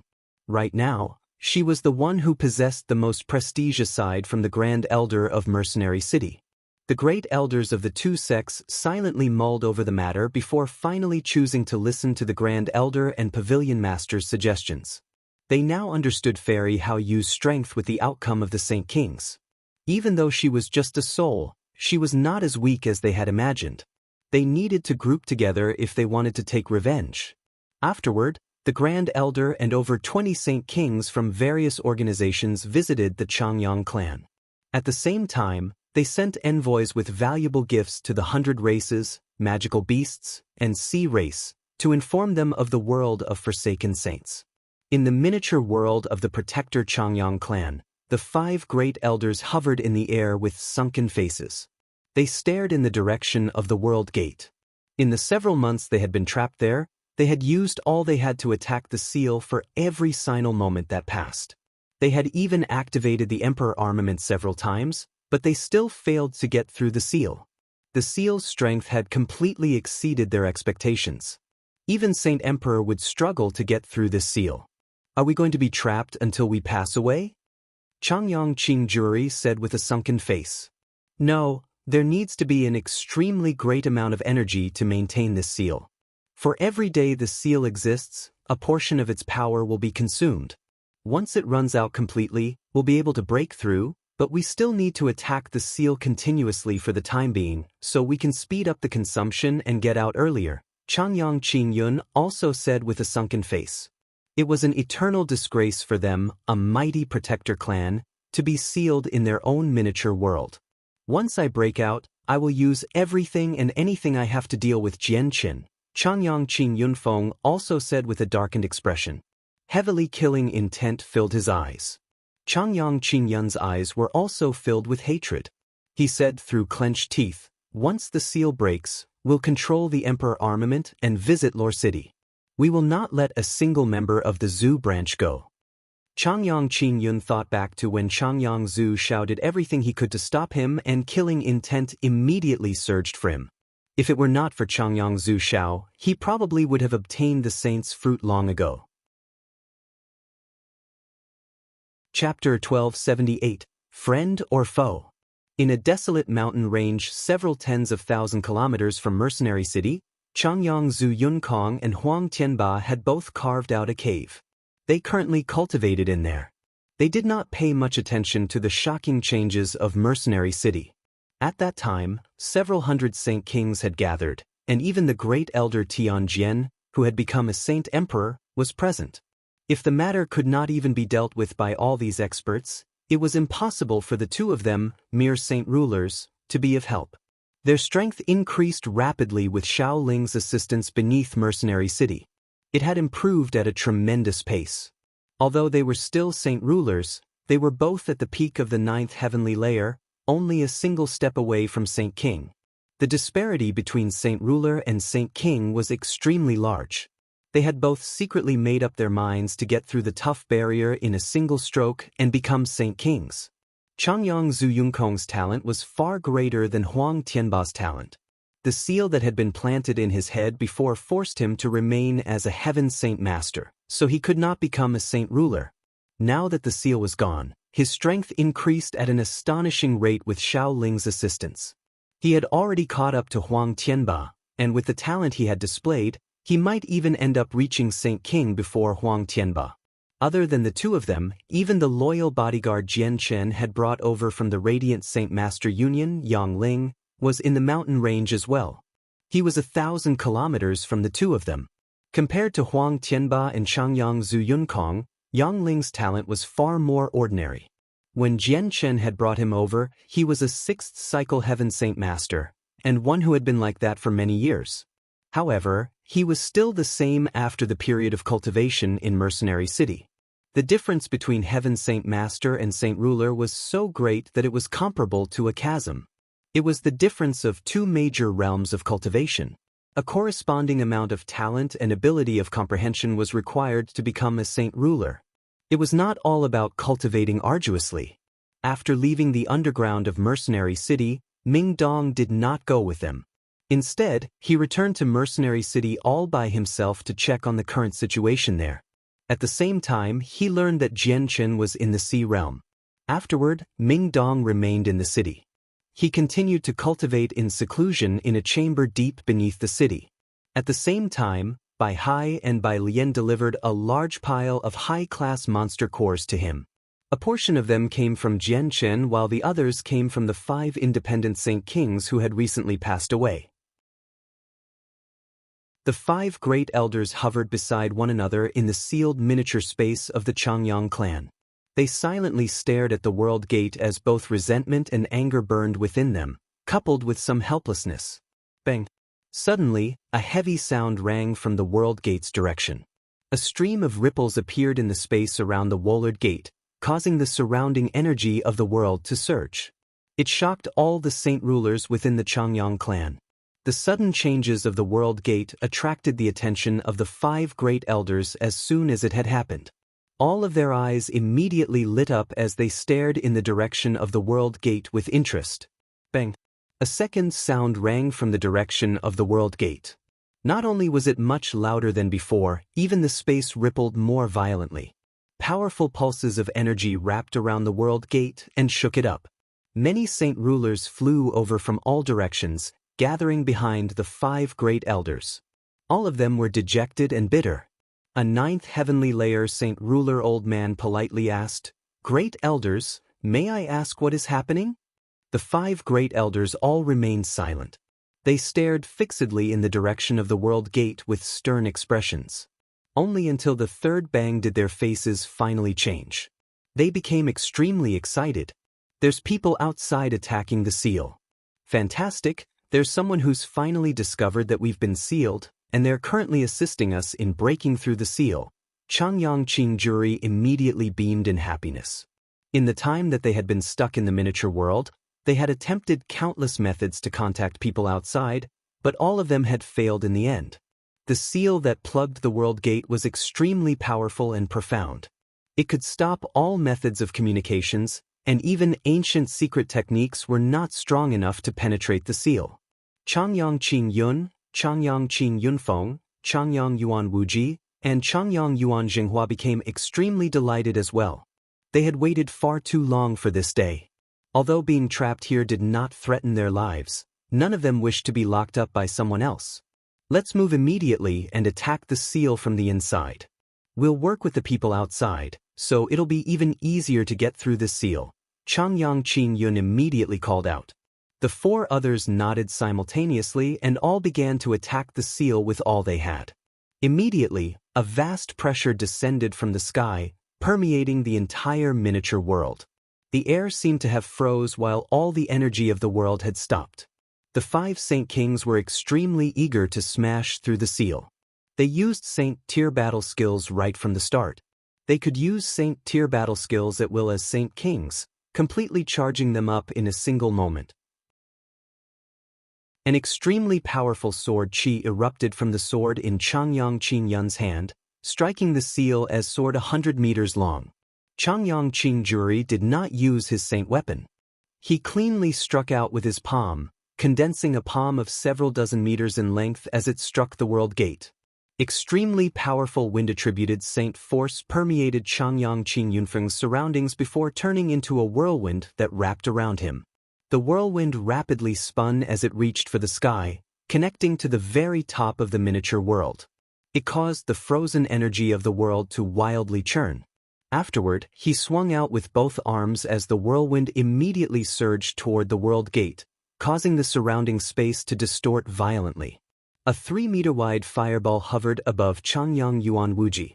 It shone brightly like the sun as its terrifying heat pervaded the miniature world, causing the temperature to rapidly skyrocket. Afterward, it immediately shot out as a red streak of light when Changyang Yuan Wuji's hand waved his hand toward the world gate. Changyang Yuan Jinghua also produced an extremely powerful sword chi that he sent at the world gate. Wherever it passed by, ripples would cascade through space. 5 Saint Kings had used Saint Tier battle skills in unison. The disturbance was so great that it was enough to destroy the surroundings. Even the space of the miniature world, which was much tougher than outside, found it rather difficult to endure. The figures of 18 divine halls had already appeared in the sky, stabilizing the space. Outside the world gate, over 20 Saint Kings hovered sternly in the sky with the Grand Elder of Mercenary City at the front.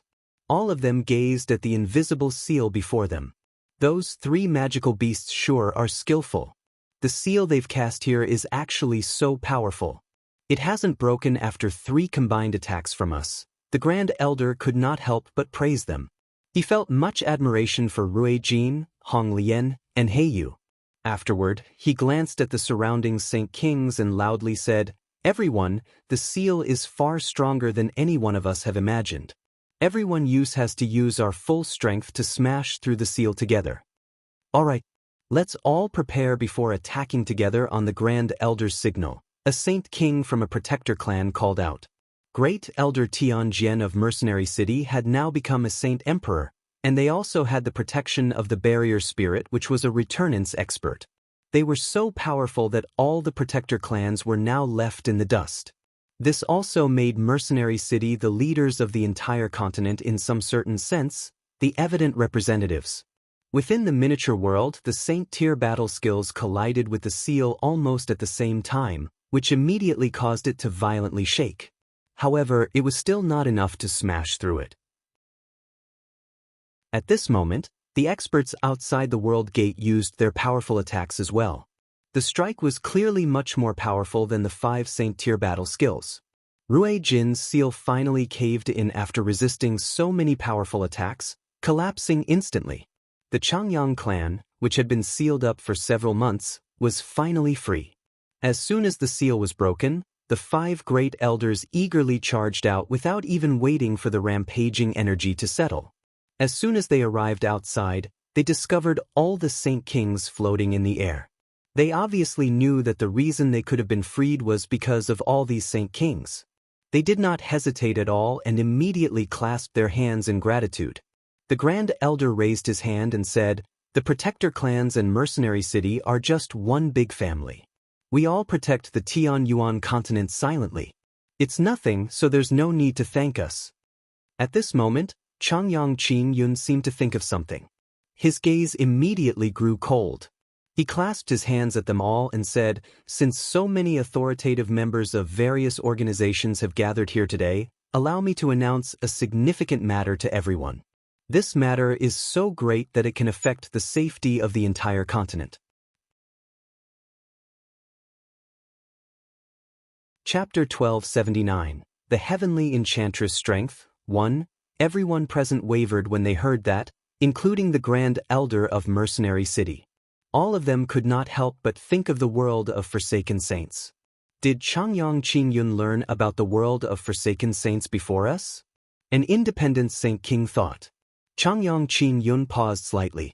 He became extremely stern and said, "I believe everyone still remembers the war god who invaded our continent and slayed many of our experts in ancient times, right? Now, the war god of the 100 races has reappeared.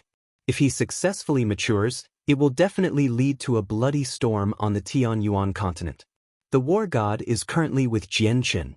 We need to kill the war god before he fully matures, or we'll be in for another disaster." Everyone became shocked by this information other than the Grand Elder. The war god of the 100 races was one of the 4 existences that had surpassed Saint Emperor in ancient times. He had once been a terrifying nightmare for the humans, and the 10 protector clans could not stop him even after using everything they had. If Mo Tianyun had not appeared out of nowhere in that final moment and repelled him, the Tianyuan continent probably would have ended up in the hands of the 100 races. The reappearance of the war god was just far too astounding to everyone. Only the Grand Elder remained as usual. He chuckled like it was nothing. "Fantastic, utterly fantastic. The war god of the 100 races sure has come at the right time. Now that our continent is facing devastating danger and are in need of power, the war god reappears. That's like giving us exactly what we need." The Grand Elder is extremely correct. Not only has the war god reappeared, even the winged tiger god has been born again. If they both mature successfully, they will become Origin Realm experts. They'll be the peak powers of our world, said the ancestral emperor of the Felicity Empire. The great elders became stunned when they processed what the ancestral emperor had said. They were completely at a loss. They glanced past the saint kings that had saved them with an odd expression. Not only did they fail to discover any grimness, quite a few of them were even rejoicing. In ancient times, the war god Ergens created an irreconcilable hatred between him and the humans and magical beasts. The Tian Yuan continent had almost fallen into the hands of the 100 races. Now that the war god had reappeared, he would soon surpass the level of Saint Emperor. Not only did these saint kings do nothing after learning about the war god, they celebrated instead. This immediately made the 5 great elders wonder whether they were still on the Tian Yuan continent or not, and if the saint kings before them were humans or not. This was because the only people who would celebrate after hearing that the war god had returned would be the 100 races to the 5 of them. Changyang Qing Yun, since you've been freed, please come to Mercenary City with us. Something significant has happened on the continent.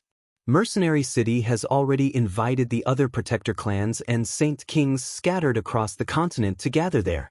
Even a few overseas human experts have been invited to come as well, the Grand Elder said sternly. Something significant has happened? Have you all learned that the war god has reappeared long ago and that we're gathering all the experts to deal with him? Changyang Qing Yun asked in doubt. To him, nothing was more important than the reappearance of the war god. However, what he did not understand was why the Saint Kings rejoiced when he mentioned the war god before. He could not understand no matter how hard he thought. The Grand Elder's stern expression immediately melted away because of what Changyang Qing Yun had said. He shook his head with a forced smile. If it was before, the reappearance of the war god would obviously have been an extremely great matter, but it's different now. The seal beneath Mercenary City has been destroyed. The experts of the world of Forsaken Saints can invade the Tian Yuan continent at any moment. We just happen to be in need of power and the war god has suddenly appeared in these times of need. It's obviously something fantastic to all of us. What? The world of Forsaken Saints? Was Grand Elder Tian Jian telling the truth all those years ago? Changyang Yuan Wuji immediately became surprised and asked in disbelief. The 4 other great elders revealed different expressions because of this news as well. They looked at each other as shock filled the depths of their eyes. They had once heard about the seal beneath Mercenary City from Tianjin, but they thought it was a story that was exaggerated and unrealistic, so none of them believed it. Was that matter true? They all thought inside. They could already sense a vague answer to that question after seeing how the Saint Kings present all beamed when they announced that the war god had returned. Everyone, time is tight. Please come to Mercenary City right now, and then we can discuss the important matters. The Grand Elder invited them once again. Without saying anything more, he ripped open a space gate and left. The Saint Kings that had come with him all ripped open space gates as well and left through them. Seeing how everyone had left, the 5 great elders pondered a little before hurriedly passing over some matters to their clansmen. They then closed the world gate and ripped open space gates, hurrying to Mercenary City together. When they arrived in Mercenary City, they discovered with a glance that the city had been reduced to rubble. Their hearts immediately sank inside. They had never thought that such great changes would have occurred on the Tian Yuan continent in the few months they had been trapped in the miniature world. The 5 great elders were all invited into the miniature world of Mercenary City. The Saint Kings gathered there had increased. Mercenary City had already invited the Saint Kings of the 10 protector clans, 3 great empires, and various ancient clans. Even the overseas human Saint Kings had hurried over. All the Saint Kings there were rather heavy-hearted, causing the atmosphere of the room to become rather heavy as well. The matter of the world of Forsaken Saints pressed against their chests like a boulder, making breathing difficult. The 5 great elders from the protector Changyang clan discovered Changyang Zhu Shao and Changyang Zhu Yunshao on the ground, and they became absolutely furious. However, they understood that the circumstances were not suitable to resolve the conflicts of their clan right now. At the same time, Their disagreements with the zoo branch over the saint's fruit was not a pretty matter. Changyang Qing-yun obviously did not wish for the matter to be spread beyond the clan, so he just ended up closing his eyes, treating the two of them as if they did not exist. At this moment, a gentle, pleasant, and almost divine note suddenly rang out from outside. The zither note seemed to possess endless amounts of charm with a mysterious power. All the heavy-hearted Saint Kings relaxed after hearing the music. The note had removed all the worries and negative emotions from the minds of the Saint Kings, allowing them to return to their usual mood. In the blink of an eye, the heavy atmosphere of the room vanished. It had been replaced by a light, enthusiastic atmosphere. All the Saint Kings present were greatly shocked when they sensed the changes in their emotions. They turned their eyes to the entrance of the room and saw an elegant, veiled woman in a purple dress walking in gently and carrying a zither. The woman did not give off any presence, as if she had never cultivated before. However, the presence she gave off was divine, noble, and otherworldly, as if she was a goddess. Her eyes were bright and bewitching. Although her appearance was obscured, her beauty was rather evident from her limpid eyes. What a beauty! Why have I never heard of this woman? At this moment, many Saint Kings sighed inside. At the same time, they thought the same thing. There were actually barely any of them who knew about this woman. She obviously didn't touch the strings, but I can feel that the note clearly originated from her. Just where did it come from? How did she produce a note without using her hands or touching the strings of the zither? A Saint King was filled with curiosity. He could not think of an explanation no matter what. Even with his experiences and knowledge, he could not explain what had just happened. It's actually Hao Wu's daughter, known as the Heavenly Enchantress. I never thought that her way of the zither would have reached such a profound level where it can actually affect the minds of Saint Kings. This is unbelievable, an old man in luxurious robes thought. However, he then secretly sighed as gloominess filled his face. The old man was the ancestor of the Tsar family in the City of God as well as Tsar Tsayun's great-grandfather, Tsar Vamos. The Heavenly Enchantress walked into the room steadily as she carried her zither. She did not look at the surrounding Saint Kings at all, only fixing her gaze on the elders of Mercenary City. She lowered her head slightly and gently said, "I've come to participate in the gathering from the invitation. I greet the elders of Mercenary City." It was not difficult to hear that her voice carried some respect for the elders of Mercenary City. Haha, I never thought that Shangguan Muo would come to Mercenary City so quickly. I had thought that it would take you a few days.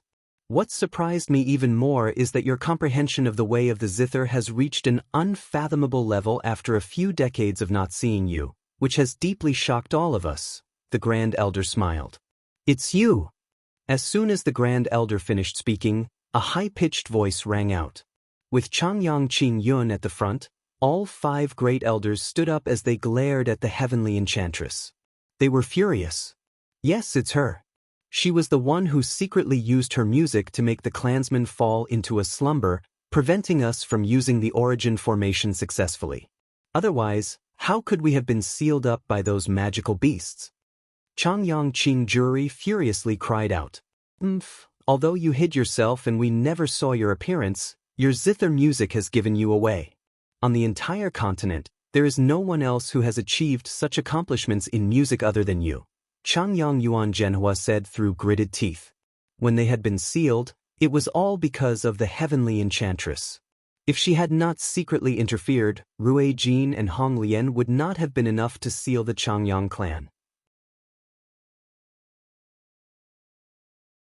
Chapter 1280, The Heavenly Enchantress Strength, 2. All the Saint Kings were secretly shocked by what the great elders from the Changyang clan had said. Drastic changes occurred to their opinions of the Heavenly Enchantress, and some of them even felt extremely fearful of her. Although they did not know her exact strength right now, she was actually bold enough to even provoke a protector clan. At the same time, they could tell from what the great elders had said that she was directly connected to the sealing of the Changyang clan. That was not something an ordinary person would or could do. The few authoritative Saint Kings of mercenary cities all became doubtful. Some of them knew the Heavenly Enchantress extremely well, but she never would have been able to do something like that with their prior understanding, to influence a powerful protector clan. Changyang Qin-yun, what has exactly happened? Were there some misunderstandings between you and Shangguan? The Grand Elder asked in doubt. He refused to believe that the heavenly enchantress possessed the power to shake an entire protector clan. Perhaps due to the fact that the heavenly enchantress walked a unique path of cultivation, none of them could see through her strength. She kept her presence erased as well, which made it even more impossible. This was why the elders still believed that the heavenly enchantress was a saint ruler. Changyang Qin-yun stared at her with a darkened expression and said through gritted teeth, "So your name is Shangguan." He then turned to the Grand Elder and said with an apple face, "The traitor Jian Chen and the two magical beasts attacked our Changyang clan back then and used a secret technique in an attempt to seal our world gate. They wanted to trap us all in the miniature world, but we're still a protector clan that has existed for over 1,000,000 years. Our heritage is so powerful that even when the two of them possess strength equal to Saint Emperors, sealing our clan was just wishful thinking." Many Saint Kings secretly nodded. All these people understood just how powerful the protector clans on the continent were. Although they did not possess any Saint Emperors in this current age, their heritage still existed. Even Saint Emperors could not abuse them. Sealing a protector clan probably could only be achieved when several Saint Emperors worked together. So just two great perfection Saint King magical beasts with origin weapons and armor obviously would not have been enough. Changyang Zhu Xiao, Changyang Zhu Yun Xiao, and the other protector clans that had gathered here listened with all their attention. All of them knew that the heritage of all 10 protector clans was basically the same. They all had an extraordinary emperor armament, 18 divine halls, and all had an origin formation that could claim the lives of Saint Emperors. With such a great heritage, even if the protector clan could not go on the offensive against two Saint Emperors, they could still defend. Sealing them was virtually impossible because sealing a protector clan was far more difficult than attack one. As a result, they were all extremely curious as to how the magical beasts managed to seal up the Changyang clan. Changyang Qin-yun continued, "Afterward, our clan used our origin formation. It's powerful, but it needs to be charged up. Just as all the experts of the clan were charging it up, a zither note suddenly appeared that could attack the souls of people. It knocked all the people in the clan unconscious other than us Saint Kings in a short moment. The activation of the formation failed, and coupled with the fact that the 5 of us were exhausted, the magical beasts used this opportunity to seal us up." "What did you say?" "That zither note knocked everyone unconscious, including Saint Rulers?" A Saint King from another protector clan asked in doubt. Changyang Qin-yun sternly nodded, "Correct. The zither note possessed an extremely powerful soul attack, such that only Saint Kings could resist it."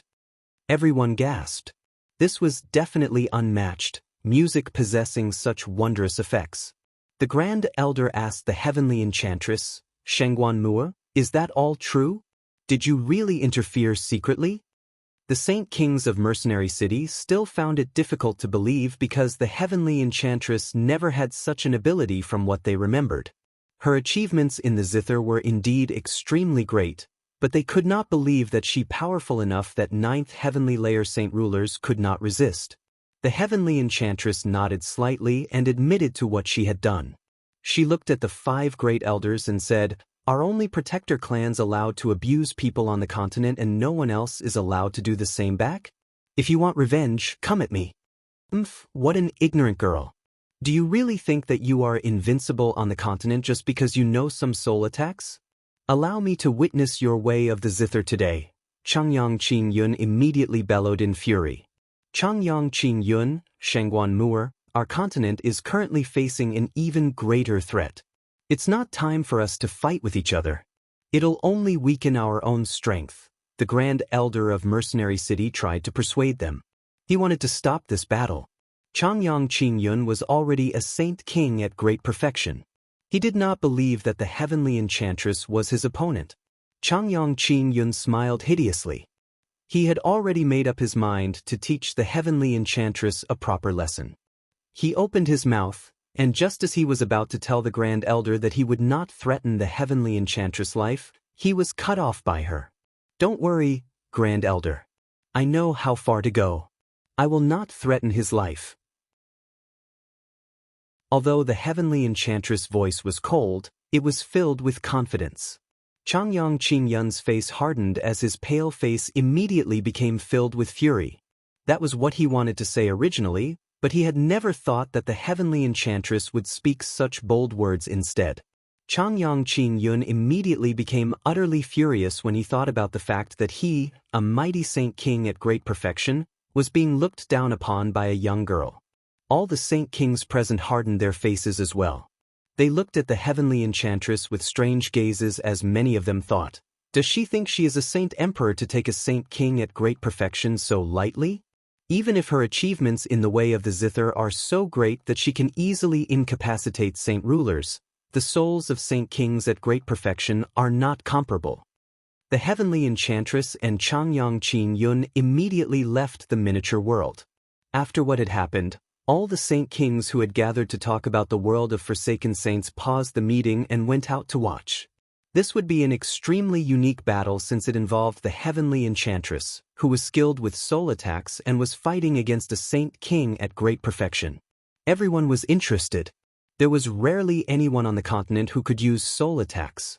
Among the peak experts, there was only the Path Lord of Carnal Desires, but what he was skilled in was very different from the heavenly enchantress way of the zither. As a result, the people of the continent did not know a lot about this avenue of attack, so they wanted to take advantage of the battle to increase their knowledge. 100 kilometers from Mercenary City, the heavenly enchantress hovered in the air with her zither. None of her energy leaked from her body, so she seemed just like an ordinary person. However, the space around her would ripple in an undetectable fashion. In front of her hovered Changyang Qingyun. He held a thin sword, which shone with cold light. Energy surged from him and caused the space around him to distort slightly. Several hundred saint kings gathered around them to watch. All of them hovered 10 kilometers away and watched with great attention. "Today, I'll make you pay the price for your arrogance," Changyang Qingyun coldly said before a tremor passed through his sword. With a crisp resonance, he produced a 10-meter-long sword chi that shot toward the heavenly enchantress. The sword chi moved as a streak of light. Wherever it passed, an evident black crack would be left behind. The heavenly enchantress stood unmoving like a mountain. She gently rested her fingers on the zither strings and casually struck a note. Ding! With a crisp sound, a visible sound wave shot out from the zither, headed toward the powerful sword chi that Changyang Qingyun had produced. With a boom, the simple-looking sound wave struck the 10-meter-wide sword chi. It actually dispersed the shocking sword chi before continuing toward Changyang Qingyun without weakening at all. Changyang Qingyun suddenly narrowed his eyes, but the sword wave moved just far too quickly. It arrived before him in the blink of an eye. Changyang Qingyun stabbed out without thinking. He used 80% of his strength in the attack. The sword struck the sound wave, and with a bang, the violent energy ripped open the surrounding space, reducing it to darkness. The sound wave was dispersed by Changyang Qingyun's attack, but Changyang Qingyun did not lighten up either. A single sound wave had forced him to use 80% of his strength. The heavenly enchantress' strength had completely exceeded anything he had imagined. "Let's see if you can block my Saint Tier battle skill." Changyang Qingyun called out and immediately decided to use a Saint Tier battle skill. He wanted to finish the battle as soon as possible. "Unfortunately, you've run out of time to cast it," replied the heavenly enchantress coldly before striking a string again, producing a clear note. The music seemed divine to spectating saint kings. Even though it was a single note, it was still enough to enchant them. However, the note seemed like thunder had just exploded in Changyang Qingyun's head, causing him to quiver and almost fall out of the sky. The casting time of the Saint Tier battle skill was also disrupted. Changyang Qingyun felt like the note was a huge hammer that heavily struck his soul. It caused his head to lighten as his consciousness blurred, as if his soul was about to shatter. The heavenly enchantress struck another string and another visible sound wave shot out. Before Changyang Qingyun could recover, it passed through the left side of his chest and instantly shattered his heart. Changyang Qingyun grunted and spat out a mouthful of blood. His blurring consciousness gradually returned to him, and he immediately discovered that his heart had been destroyed. He paled instantly. "If I wanted to kill you, you'd be dead already." The heavenly enchantress returned her zither to her hands as she coldly stared at Changyang Qin-yun. Changyang Qin-yun became stunned and gloomy. He knew that the heavenly enchantress was right. If she really wanted to kill him, the sound wave only needed to target his soul instead of his heart, and he would definitely be dead. What made it difficult for him to accept was that he, a mighty saint king at great perfection, had actually been defeated so easily. He did not even have the power to counterattack the heavenly enchantress. There was no out time to cast his saint-tier battle skills or any secret techniques. "Impossible, this is impossible," Changyang Qin-yun mumbled. He refused to accept this as reality. The several hundred saint kings looked at each other in the distance. Disbelief was plastered across all their faces. The outcome was just far too surprising. A great elder of a protector clan, a saint king at great perfection, was actually this weak before the heavenly enchantress. What is her strength? Is she a saint king at great perfection? Or is she a saint emperor? Changyang Zhu Shao stared blankly as shock filled his eyes. Tsar Vamos also became tongue-tied at what had just happened, unable to return to his senses after quite some time. Only after quite a long time did he sigh at the sky. He thought, "Hao Wu's powerful enough. I never thought that his daughter would be even more terrifying than him, to be able to defeat a saint king at great perfection so easily. Has his daughter already become a saint emperor? Is this really Shangguan Mua? After a few decades, how has she become so powerful?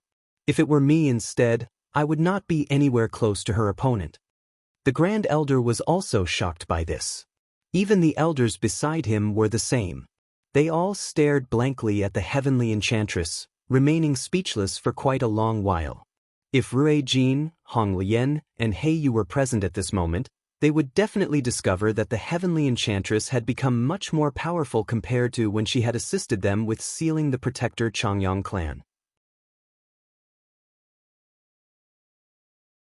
Chapter 1281. Movements of the World of Forsaken Saints. Changyang Qin-yun's defeat was an extremely great hit to the morale of the Changyang clan. Changyang Qin-yunfeng, Changyang Qin-juri, Changyang Yuan Wuji, and Changyang Yuan Jinghua all paled as they spectated from afar. At that moment, they felt the world spin, as if the sky was about to collapse. Changyang Qin-yun is the strongest person in the Changyang clan, and even he's not the heavenly enchantress opponent. He couldn't even last 3 attacks. This heavenly enchantress is just far too terrifying. She can't be a saint ruler, Changyang Qin-yunfeng thought in shock. The strength the heavenly enchantress had displayed was so great that they felt despair. The dead silence was finally broken after a while. The Grand Elder of Mercenary City breathed heavily and said, "Why don't we end the enmity between Shangguan Mu'er and the Changyang clan here? Everyone, the battle has ended. Please return to the miniature world so that we can continue our meeting." With that, all the Saint Kings gathered there returned. Meanwhile, the heavenly enchantress said no more and returned with everyone else with her zither. All that was left in the end were the 5 great elders of the Changyang protector clan. They all stood around in gloom. "Sigh, let's go as well." Only after quite a long time did Changyang Yuan Jinghua sigh at the sky before turning to leave. What had happened today was undoubtedly a slap to their faces in the eyes of the other protector clans. Not only did they lose all their dignity, they were, more importantly, heavily disgraced. At this moment, Changyang Qin-yun returned to his senses as well. When he thought about how he had announced that he wanted to teach the ignorant heavenly enchantress a lesson, he felt his face burn. He was tempted to just find a hole and hide in it. He had lost all his dignity with what had happened today. He was too ashamed to see people again. At that moment, Changyang Qin-yun seemed to have aged a lot.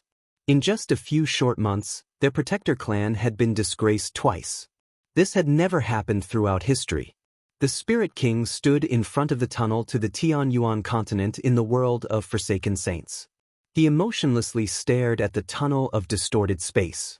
Behind him, over 40 Origin Realm experts stood silently in a single line with a group of Saint Emperors gathered behind them. This tunnel is rapidly stabilizing. Saint Kings can pass through it now, And probably in around a dozen days, Saint Emperors will be able to pass through, said the Spirit King. Spirit King, why don't we send a group of Saint Kings through the tunnel to investigate the circumstances of the other side, so we can gain an understanding as to the exact power of the other world? A young man at Receival Young inquired courteously from behind the Spirit King. The Spirit King sank into his thoughts before nodding slightly. He said without even looking back, 8 hall elders, immediately return to the hall and choose some Saint Kings of great perfection. Bring them here.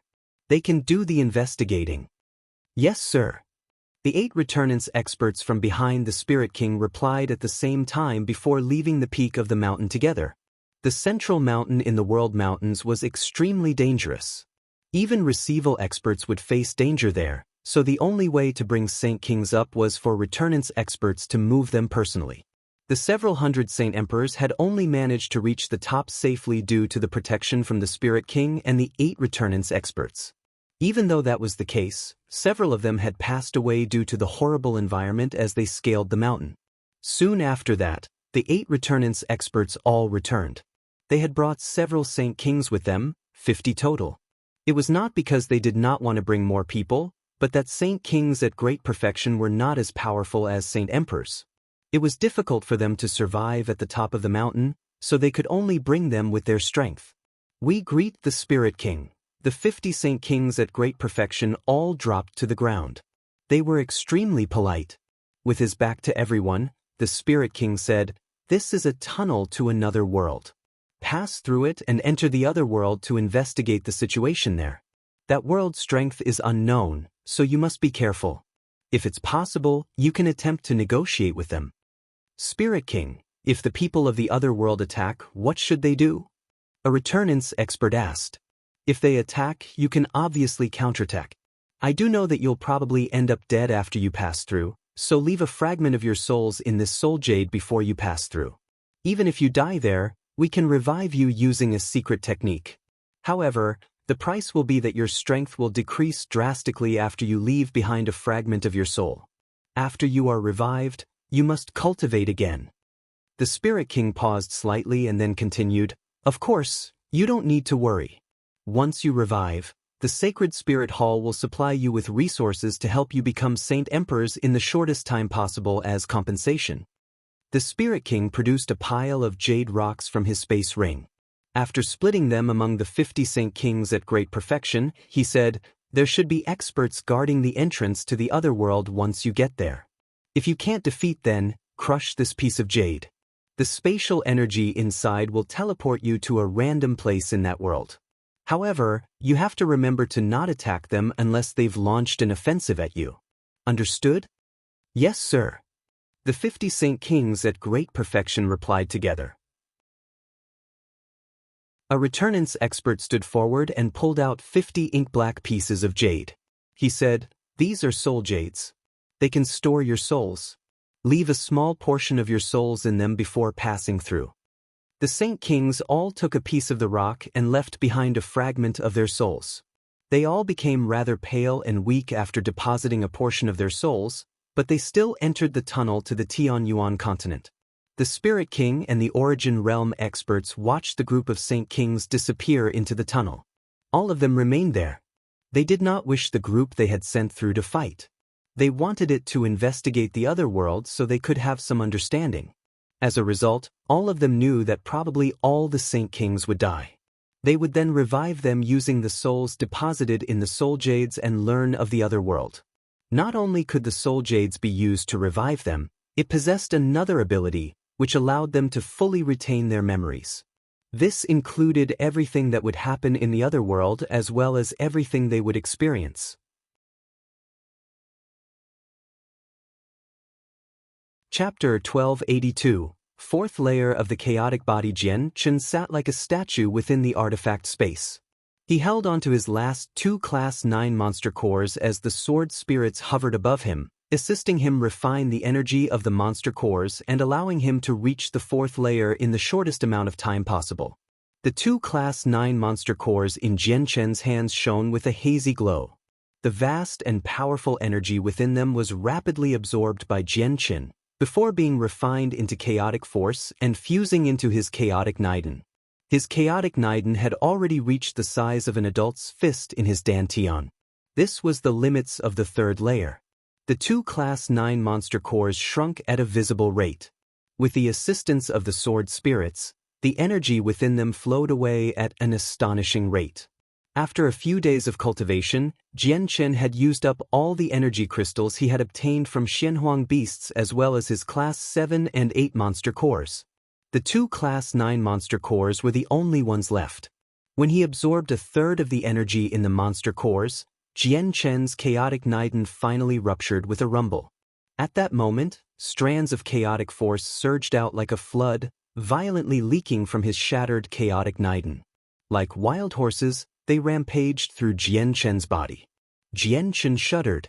At that moment, he began to expand at a visible rate, expanding to become over half of his regular size. He seemed like a blown-up balloon.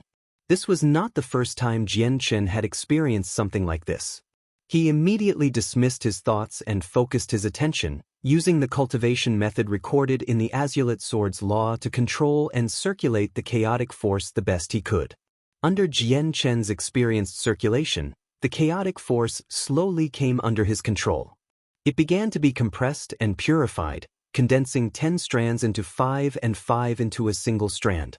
Gradually, the chaotic force in Jian Chen's dantian became stronger and more pure. As his chaotic force evolved, his body began to struggle to endure the energy. The fourth layer chaotic force had wreaked havoc within him. His organs, flesh, and blood had all experienced the violent rampaging of the fourth layer chaotic force. Jian Chen's body quickly began to leak with blood. In just a short moment, he became covered in blood with his clothes dyed red as well. Every single drop of blood possessed extremely powerful pulses of energy. Without any doubt, a single drop of his blood was enough to kill a saint ruler. Jian Chen's body underwent the process of continuously being destroyed by the chaotic force before recovering. Every time his body was ruined, strands of fourth-layer chaotic force would fuse into his flesh as it recovered, making it even more powerful. His body would strengthen over time as he resisted the rampaging of the fourth-layer chaotic force. Chaotic force and the chaotic body increased together. Every time the chaotic force reached a new layer, his chaotic body would need to follow up as well. His body would always be on the same level of strength as the energy he used, or he would not be able to store the chaotic force that had suddenly grown stronger. Right now, Jian Chen's chaotic body was progressing to the fourth layer as it withstood the violent frenzy of the chaotic force. The process lasted for an entire day before coming to an end. Jian Chen's chaotic force and body had reached the fourth layer. Both his chaotic body and chaotic force had strengthened rapidly, but the price was that his fist-sized chaotic Naiden had been compressed into the size of a soybean again. There was not a lot of chaotic force in it anymore. The blood on Jian Chen did not coagulate. All of it re-entered his body through his pores, only leaving behind a bloodied set of clothes. Jian Chen slowly opened his eyes. He silently felt his new chaotic body and chaotic force as joy filled his face. He mumbled, "The 8th heavenly layer of Saint King. The 4th layer of the chaotic body gives me the strength of an 8th heavenly layer Saint King, and it's at the peak of the 8th heavenly layer, infinitesimally close to the 9th. The 3rd layer gives me the battle prowess of a Saint King at the 3rd heavenly layer. With the Emperor armament, that becomes the 7th heavenly layer. I wonder what strength I can display if I use the Emperor armament now," Jian Chen mumbled. Not only did his battle prowess increase after reaching the new layer, his defensive capabilities became extremely great as well. The 4th layer of the chaotic body could receive attacks from 8 heavenly layer Saint Kings and emerge unscathed as long as they did not use a Saint-tier battle skill. This was because the power of the chaotic body and chaotic force were equivalent. Since the chaotic body could store such powerful chaotic force, just his body would not be something an 8th heavenly layer Saint Kings could injure. They would not even be able to scratch him.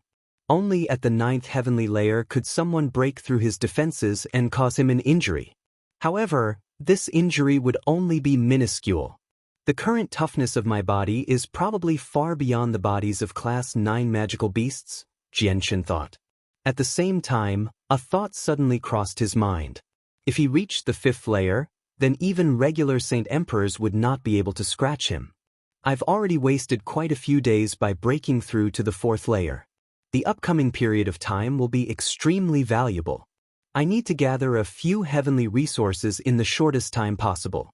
I can't stick around here any longer, Jianshan thought. He quickly suppressed his joy, changed into a clean set of clothes, and went to visit the White Tiger and Tai Ta. The White Tiger was still in a slumber right now. It had not completely digested the immortal tier heavenly resources it had ingested a few days ago, but Jianshan could clearly sense that the White Tiger's strength was rapidly increasing. It was already quite close to the 9th heavenly layer of Saint Ruler. Once I leave the Xianhuang microcosm, the White Tiger will probably become a Class 8 magical beast as well, Jianshan murmured softly. The White Tiger was a winged tiger beast and possessed a well-endowed advantage. It could devour heavenly resources without any worry to rapidly increase its own strength. If it were any other beast of antiquity or human Saint Ruler, they would have imploded long ago, and even if they could avoid that fate, it would lead to incurable after effects. Jianshan then visited Tai Ta. He was still absorbing the energy crystals he had obtained from the Xianhuang beasts, now roughly a 7th heavenly layer Saint King. Even newbies was cultivating. However, he did not increase his own strength, and instead, he was wolfing down the spring water and essence from the springs of life. He was refining his own soul. The several dozen elites of the Flame Mercenaries did not sit around doing nothing either. They worked with the Class 7 magical beasts, who lived in the Saint Artifact, to craft crude wooden boxes for Jianshan with the wood he had supplied them with. Jianshan left the artifact space and returned to the Xianhuang microcosm. He advanced through the boundless world by himself, searching for a Class 9 Xianhuang beast to test his strength. Chapter 1283. Encountering a Class 9 Xianhuang beast again on the way, Jianshan constantly searched for reconstruction gel. He had already gathered a massive pile of it in the artifact space. The larger ones had reached the size of a person while the smaller ones were only the size of a fist. Jianshan had already completed the Sea Goddess request and had already collected a lot of both the reconstruction gel and the essence from the springs of life. Before Jianshan had entered the microcosm, he had wished to find what the Sea Goddess needed a little earlier so he could leave right away. Then, he could continue absorbing the energy of the worldly ebb to cultivate. But now, he was not hurried at all. He wished he could stay a little longer in fact. Half a day later, Jianshan came across another large region of life. This time, he did not search for the heavenly resources in a hurry. He stood beside the spring of life and radiated a powerful presence and made it churn. It engulfed the entire region and was filled with provocation. As soon as Jianshan's provocative presence radiated out, a deafening beast roar reverberated from the center of the region. With a gentle swish, a black shadow shot toward Jianshan with lightning-like speed. Jianshan's eyes suddenly narrowed as he stared at the black shadow that rapidly approached him. He thought, I just happened to be looking for a Class 9 Xianhuang beast to test my strength. I never thought I'd come across one so quickly. Kicking off the ground gently, he began to float away like a fallen leaf. However, he moved extremely quick. In just a few seconds, Jianshan had retreated to a spot 20 kilometers away with lightning-like speed. The Emperor armament had silently appeared in his right hand as chaotic force surged endlessly into it. It was covered in a dark hazy glow, and the destructive and violent presence it gave off was even heavier than before. However, Jianshan frowned slightly. He glanced at the Emperor armament in his hand. He could clearly feel that when he injected chaotic force into the Emperor armament, it no longer gave him the feeling like before. When he was still at the 3rd layer, the Emperor armament could easily endure the chaotic force he injected, but it now became rather difficult for the Emperor armament since he had reached the 4th layer. Not only would he encounter some obstruction as he sent his chaotic force into the Emperor armament, he would even destroy the interior slightly. Although the damage was not severe so far, it would deepen with every use, thus influencing the amount of strength he could use. Looks like the Emperor armament is no longer suitable for me. I need to forge the azulate swords as soon as possible. Only they can withstand chaotic force. Jianchen sighed inside. The Emperor armament he had used for quite some time already was becoming obsolete. With a furious growl from up ahead, the Xianhuang beast from the region tailed Jianchen. Although it lacked intelligence, it could still tell that Jianchen was provoking it. To it, being provoked by an insignificant existence that was not as strong as itself could not be tolerated. Seeing how Jianchen stopped, the Xianhuang beast did not lunge at Jianchen in a hurry. It stopped 100 meters away and glared at him. At this moment, Jianchen saw the Xianhuang beast for the first time. It was a pitch-black, 4-meter-long, panther-like Xianhuang beast that possessed a small horn on its head with a pair of small black wings on its back. Jianchen became rather stern. Even with his increased strength, he still could not remain careless before a Class 9 Xianhuang beast. Although the one in front of him was not comparable in size to the two alligators, it was quite stronger than the alligators. Suddenly, Jianchen vanished from where he was with a sway. He aggressively charged at the horned panther to deal the first blow. The panther produced a hearty growl. It sank down before suddenly kicking off the ground, pounding over like an arrow. It opened its wings slightly and became a little faster, charging toward Jianchen at a speed much greater than the speed he was moving. Jianchen narrowed his eyes. The panther's speed had caught him off guard, but he did not become flustered at all since he was experienced. Just as he was about to collide with the panther, he made an odd maneuver and avoided the panther's frontal attack. As he brushed past the panther, he stabbed at the cat's belly. At the same time, there was a black flash in front of him. With a crisp crack, his chest had been whipped by the panther's tail. His clothes there turned into fragments instantly, and he was blown away. Jianchen flew for 50 meters before hitting the ground. He felt a burning pain from his chest. There was already a red mark there. Jianchen lowered his head to look at his chest. He was shocked inside. If I hadn't reached the 4th layer, just that attack would have punctured my chest and injured me. This Xianhuang beast is very strong, reacts quickly, and can counterattack with its tail. Is it experienced in battle as well? Jianchen glanced at the panther and saw a meter-long wound on its belly from his attack. It was bleeding. Looks like my full-powered stab can only reach the levels of Saint Kings at great perfection, or maybe just at the level of Saint Emperors. The effect of the Emperor armament on my battle prowess is no longer as great as when I was at the 3rd layer, Jianchen sighed inside. The Emperor armament had already become rather unsuitable for him. Growl. The panther produced a throaty sound before turning into a black shadow, charging at Jianchen again. It opened its huge mouth to bite at Jianchen's head. It seemed even more vicious after becoming injured. Jianchen showed no fear. Strands of chaotic force churned from his soybean-sized chaotic Niden, filling every corner of his body. He pushed the defenses of the 4th layer to the max. This time, he did not choose to dodge. Instead, he engaged in a head-on battle with the panther. The Emperor armament shone brightly as he blanketed the panther with a flurry of strikes. The afterimages of the sword stacked together and filled up an entire region of space. It was difficult to distinguish between the attacks that were real and the attacks that were fake. The panther became slightly confused. It was unable to tell what was real and fake between the flurry of stabs. Sometimes it felt like all of them were fake, but sometimes it also felt like all of them were real.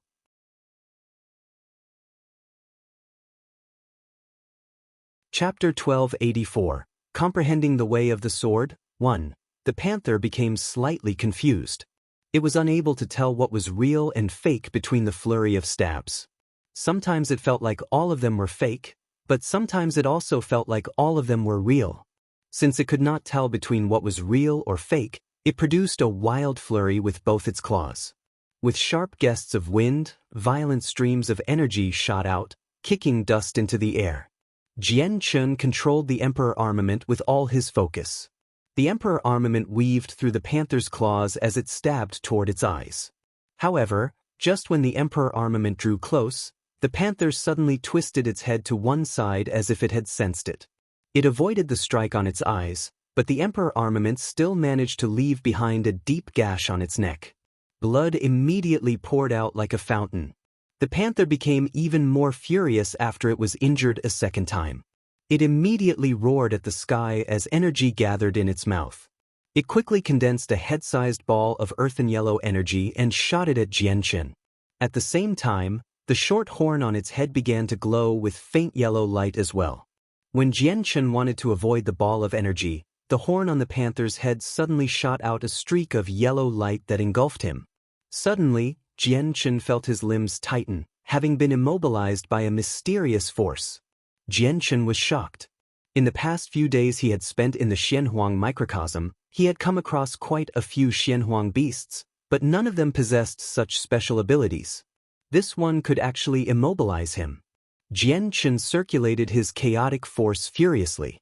His body jolted as hard as he could, and only then did he shake away the mysterious force around him. However, the ball of energy had struck his chest while he had been momentarily stuck. Bang! With a heavy sound, Jianchen was blown far away, landing on the hard earth several kilometers away. His chest was reduced to a bloody mess and several of his ribs were broken. Jianchen stood up with a flip. Even though his wound looked horrible, it did not affect his battle prowess much. Coupled with his circulation of chaotic force, his broken ribs and wounds healed at a visible rate. The power of chaotic force was on full display at that moment. Up ahead, the panther clearly became stunned when it saw Jianchen easily standing, as if he was completely fine after taking on its attack. However, it recovered very soon before charging at Jianchen once more. Its horn began to shine with yellow light again. Jianchen stood steadily as he used the precious amount of time to heal as quickly as possible. His gaze was fixed on the small horn on the panther's head as his expression became extremely stern. Although the energy from the horn could only immobilize him for an extremely short amount of time, that was enough to change the outcome of the battle. He could endure it a few times, but once it happened too many times, he would find it difficult to continue even with his chaotic force. After all, he was not taking on attacks from a Saint King but a Saint Emperor. Be careful, master. That's the innate ability of some Xianhuang beasts. There are not many beasts that possess innate abilities in the Xianhuang microcosm, but every single one that does is virtually invincible among its level of cultivation. Master only needs to dodge the innate ability the moment it is fired. Ziying's voice rang out in his head. Jianchen was secretly surprised. He said, I never thought that Xianhuang beasts would have innate abilities as well. I just wonder how many times it can use it. He had already sensed that the panther would become rather exhausted after using its innate ability. With the assistance of the sword spirits, Jianchen noticed some minute signs the Xianhuang beast would exhibit the moment it used its innate ability, so he managed to avoid it the second time. At the same time, he increased the number of injuries on the panther with his sword. The bodies of Class 9 Xianhuang beasts were just far too tough. With Jianchen's current strength, he could not impale them. He could only deal a 3-inch deep wound at most. At the same time, the Xianhuang beast possessed residual strands of Xianhuang qi. Even if Jianchen injected his chaotic force into its body, the damage caused was extremely limited. The panther used its innate ability 3 times in a row. It missed with the last 2 tries and realized that it might as well stop using its innate ability. It engaged in an intense battle with Jianchen and relied on the toughness of its body. The powerful ripples of energy turned the surroundings into a mess. Gradually, the wounds on both the beast and Jianchen increased. They both became bloodied. Jianchen had attempted to stab the panther's eyes several times as they fought, but not only was the panther much stronger than the alligators he had encountered before, but its reaction speed and agility was also incomparable to the alligators. At the same time, it was well versed in battle. There was an extremely low number of Xianhuang beasts that were experienced in battle, but this beast managed to narrowly dodge Jianchen's attacks every time he stabbed out. The vitality of Xianhuang beasts was plentiful. Although Jianchen could not kill the panther in a short amount of time, it was only a matter of time before it died. Suddenly, a thought flashed through Jianchen's head. His gaze immediately became rather hazy as his movements slowed. At that moment, he seemed to have grasped something, But he also felt that everything was blurry and hazy, like he could not see reality at all. A sudden slip in attention during battle was fatal to all experts. The panther immediately arrived in front of Jianchen as it opened its large mouth to bite him. Jianchen did not seem to realize. His eyes remained distant and confused, but they soon cleared up a little. He then grasped at the emptiness in front of him, and immediately an extremely bright streak of light appeared in his hand. The light was as thin as a chopstick and as long as an arm. It concealed extremely powerful and sharp sword qi, enough to make people shiver inside.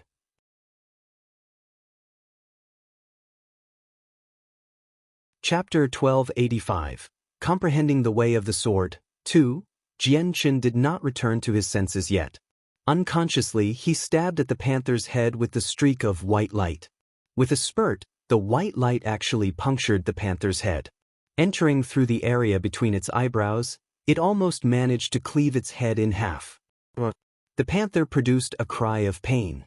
It immediately lost all its vigor. However, its body still struck Jianchen since it could not stop. Jianchen staggered a few steps back. He was roused from the wondrous mental state after being hit by the panther. His eyes were confused, but they sharpened very quickly. Bang! A heavy sound rang out from beneath his foot as the panther collapsed on the ground and painfully squirmed. The huge wound on its head was horrendous. Its nerves had been heavily damaged. Although it was still not dead, it was on the brink of death. Jianchen did not hesitate when he saw this. He immediately stabbed at the panther's head with his emperor armament. Using the wound as an entry point, he stabbed into the head and completely severed the panther's central nervous system. The panther froze before slowly softening. It lay on the ground without moving as if it had lost all its strength. Jianchen removed an energy crystal from the panther's body before throwing the corpse into the artifact space. He then sank into his thoughts. Master, I never thought that you'd touch the boundary of sword origin and at an even greater level than the times before. I've began to wonder if Master will comprehend sword origin the very moment you get a hold of your fated swords. Ziying's voice rang out in praise. It was filled with much excitement. This only means that Master is extremely suited to walk the way of the sword. If others want to comprehend the first realm of the sword, it's extremely difficult. There is rarely anyone who can comprehend the first realm as a golden immortal. Most of them have to become a Daluo golden immortal or even a Xian immortal before they can reach sword origin. Once Master forges the azulate swords, you'll definitely comprehend the way of the sword before you become a heavenly immortal, and with Master's current talent, you'll definitely reach the fifth realm and become a new sword god, exclaimed Qing Suo excitedly. She was hopeful of Jianchen's future. Jianchen roused from his thoughts after listening to what the sword spirits had said. He knew that he had touched the first realm of the way of the sword, which was the same as what had happened outside the city of God before. It had all happened suddenly and unknowingly. However, he failed to grasp the sword origin when he had touched on them before, perhaps due to the absence of his fated swords. All he could use the touch for was a single attack, and once he was roused from that state of mind, he could no longer re-enter it.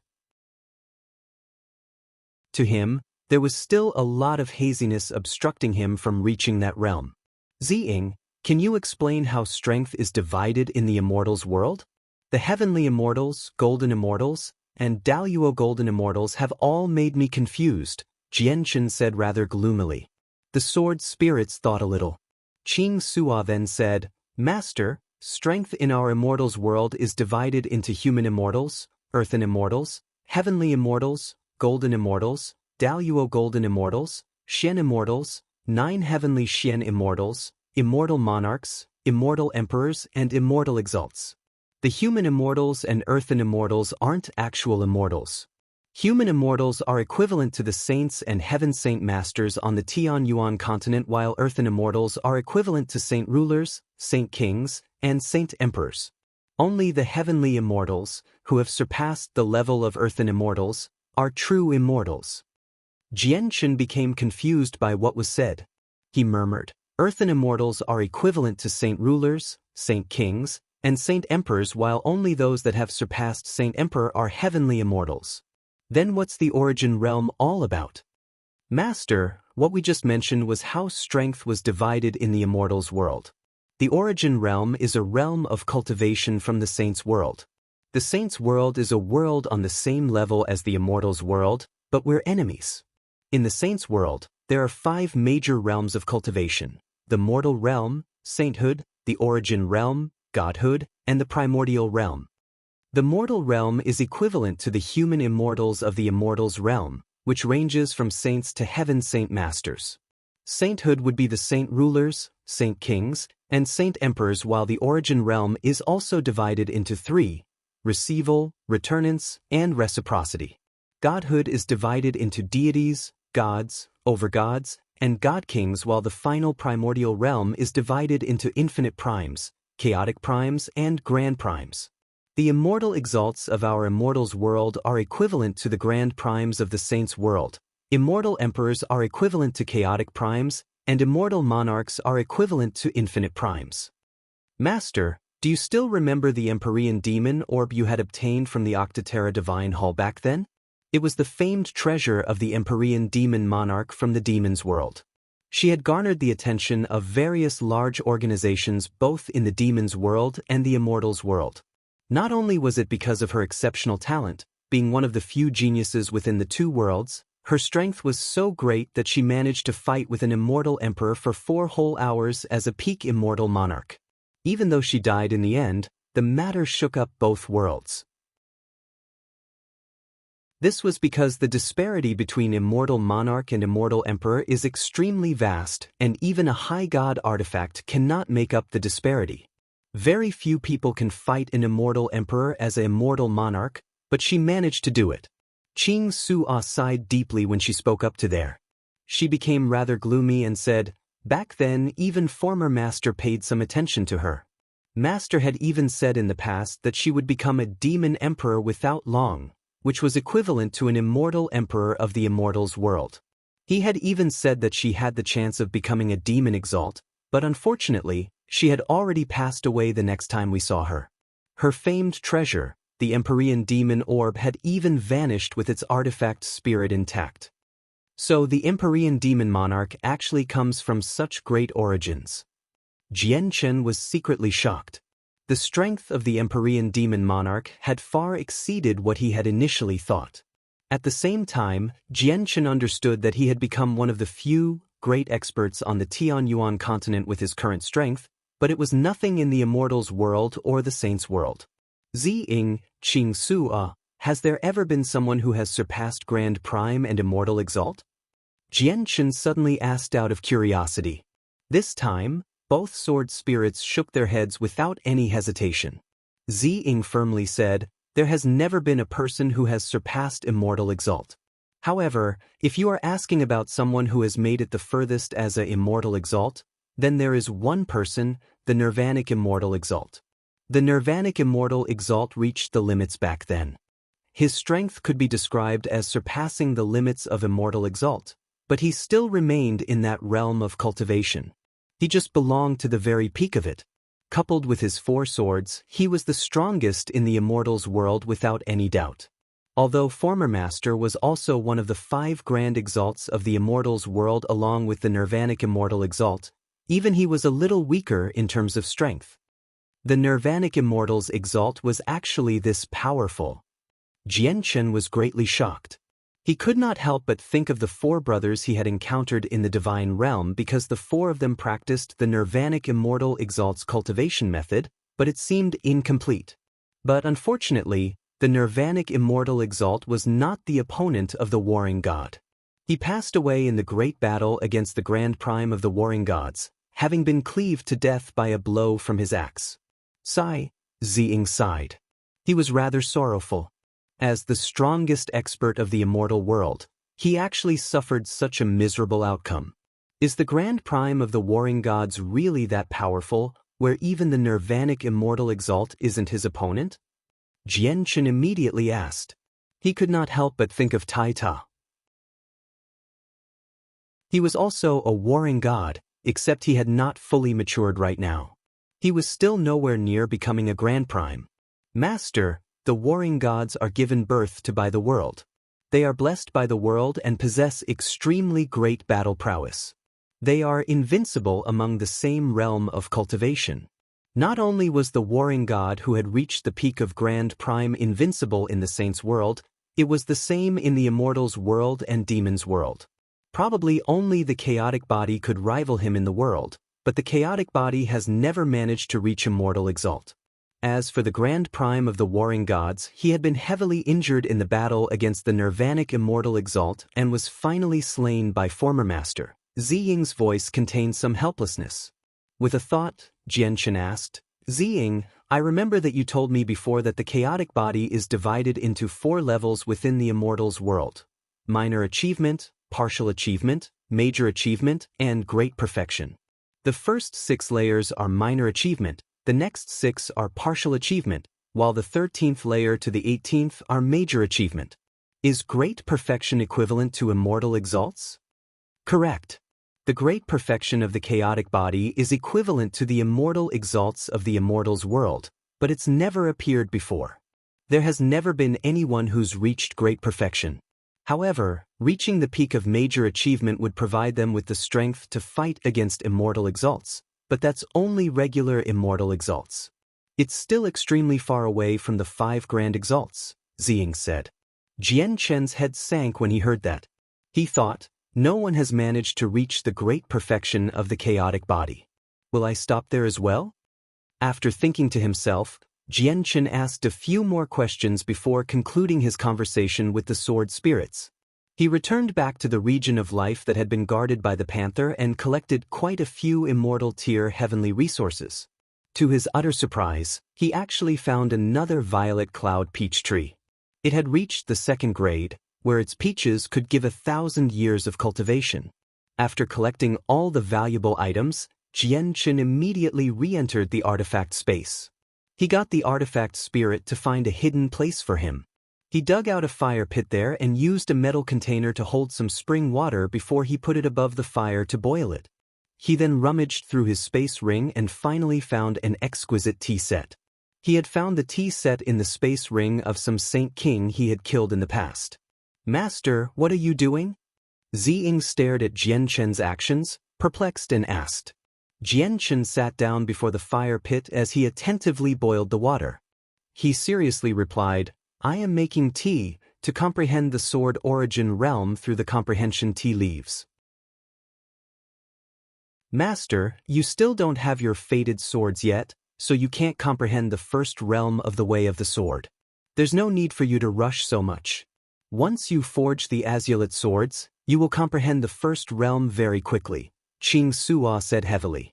The 2 sword spirits had existed for countless years, and they had never heard of a single person who had managed to comprehend the sword origin realm without their fated swords.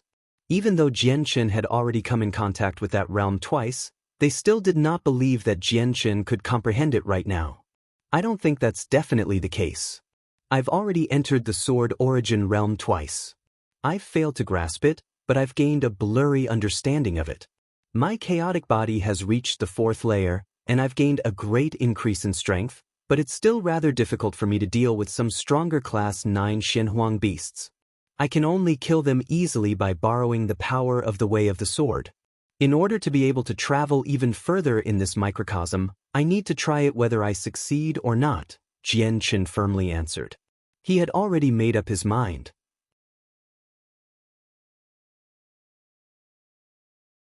Chapter 1286, Comprehending the Way of the Sword. 3. Comprehension tea leaves were immortal tier heavenly resources, so they obviously could not be boiled with regular water. Not only would normal water decrease the effects of the tea leaves, their quality would also drop by a lot. It was more suitable for Jianchen to use the spring water from the springs of life to make the tea. Not only would it allow the tea to exhibit all of its effects, it could even amplify the effects to a certain level. The spring water in the kettle became bubbling water very quickly. Jianchen grabbed it and placed a whole tea leaf inside. He began to make the tea with all his concentration. The tea leaf slowly began to dissolve in the boiling water before completely vanishing in the end. It had completely dissolved into the water, making the color of the water grow brighter than before. The steam that it gave off possessed the profound presence of the ways. Jianchen took a deep breath through his nose and his head became empty. His mind had become extremely clear. If it were not for the fact that the Xianhuang microcosm was different from the outside world, where it lacked the mysteries of the world, Jianchen suspected that he would have uncontrollably broken through to the 9th heavenly layer of Saint Ruler and become a Saint King, gaining the ability to make space gates. Jianchen knew that the tea could not be set aside for too long. Before it had even cooled, he drank the whole cup. The moment he drank it, he could feel a sense of clarity rise up from his chest. It headed into his head and fused with his soul. Immediately, Jianchen felt like he had entered an illusion, as if all the laws of the world were presented right before him at that moment. He seemed to be able to see the veins of the world and understand all the mysteries present. Jianchen knew that this was not true, so he quickly gathered his attention and devoted all he had to comprehend the way of the sword. Jianchen began to meditate as he closed off all his senses, no longer paying any attention to the outside world. However, the sword spirits nervously stared at his face. Qing Sua asked in worry, "Ziying, do you think that Master will really succeed in comprehending the way of the sword? In the lengthy past, no one has managed to comprehend the way of the sword below the realm of a heavenly immortal and without their fated swords." Ziying shook his head. "Although we don't believe that Master can comprehend the way of the sword and reach sword origin before he's forged the azulate swords, we can't forget that Master is extremely suited for the way of the sword. He touched the boundary of sword origin as an earthen immortal already, and the second time was even deeper than the first. He even used 80% of the sword origin's power. With the comprehension tea leaves, even if Master does not reach sword origin, he will benefit greatly. There might even be the tiniest possibility that he really does reach sword origin. If Master really does reach sword origin this time, becoming a sword god will be no problem in the future. He might even become a sword god much earlier than we have anticipated," Qing Sua said. Ziying nodded. "Chaos gave birth to yin and yang, while the fusion of yin and yang produces chaos. We were born from strands of yin and yang qi, so the azulate swords are the only weapons suitable for chaotic force. Once Master forges the azulate swords, he'll be invincible in his cultivation realm when coupled with his way of the sword. He might even be able to easily kill those of greater cultivation levels. If Master becomes a sword god in the future, he might even be able to rival Grand Exalts with his chaotic body at the peak of major achievement." In the blink of an eye, 3 days passed and Jianchen roused from his meditation. His eyes shone brightly as joy was plastered across his face. After the 3 days of comprehension, he had failed to reach the first realm of the way of the sword, but his comprehension of sword origin was becoming deeper and deeper. His understanding rapidly increased. He had really benefited from this tea. Without any hesitation, Jianchen immediately began to boil water again. He made tea with a second leaf as he continued to comprehend the way of the sword. Jianchen used 3 days more for this second period of comprehension. He roused again and immediately began to make tea a third time. On the third day after Jianchen had drunk his third pot of tea, his presence suddenly changed just when the sword spirits thought he was about to rouse. His presence sharpened, as if countless sharp blades slowly revolved around him. Although his presence remained invisible, anyone could feel its sharpness. The next moment, streaks of finger-long, white light, as thin as string, began to condense in the air. They slowly revolved around him. Every single one of them was pure and concentrated sword qi. This sword qi was completely different than regular sword qi. Regular sword qi was condensed from energy, but these were not composed of energy at all. They seemed unique. This is the sword origin realm. Masters actually succeeded. The sword spirits continued to watch, stunned. Disbelief filled their faces. The rumor that you cannot reach sword origin without your fated swords has been disproven today, and so has the rumor that you can't reach it without being a heavenly immortal. If this piece of news made it to the immortals' world, it's enough to shake up the everything, Qing Sua mumbled as she stared at Jianchen in a daze. Fascination, excitement, joy, ecstasy, disbelief, and so on were all present on her face right now. At this moment, the thin, bright sword qi revolving around him slowly began to gather, becoming a single strand in the end. The strand was condensed into a small, 60-centimeter-long sword that shone even more resplendently. The sword qi was sharper as well. Jian Chen's eyes remained closed, but he slowly raised his right hand. He gently held the sword completely condensed from sword qi, and his entire body seemed to fuse with it. The small sword seemed to have become his limb, becoming a part of him. Jian Chen slowly opened his eyes. There was only peace in them. He stared at the sword qi attentively. He showed no joy or sadness, only clarity. After quite a long time did he murmur to himself, "So it's like this. This is the way of the sword. I've finally understood the way of the sword and reached sword origin." As he spoke, he slowly loosened his hand and the pure sword qi dispersed into the surroundings, transforming into nothingness. "Congratulations, Master. You've actually managed to comprehend the way of the sword and reach the first realm, sword origin." The sword spirits congratulated him as joy filled both their faces. They felt happy for him from the bottom of their hearts. Jian Chen stood up and smiled from the bottom of his heart as well. He said, "The way of the sword is a rule. The sword qi condensed from my comprehension of the way of the sword is the power of a rule. It is extremely powerful, incomparable to any sword qi I can condense right now. Using the way of the sword to fight people is equivalent to using rules to fight people. Master, rules are also laws, which are what they're called in the saints' world. They are known as ways in our immortals' world," Ziying corrected.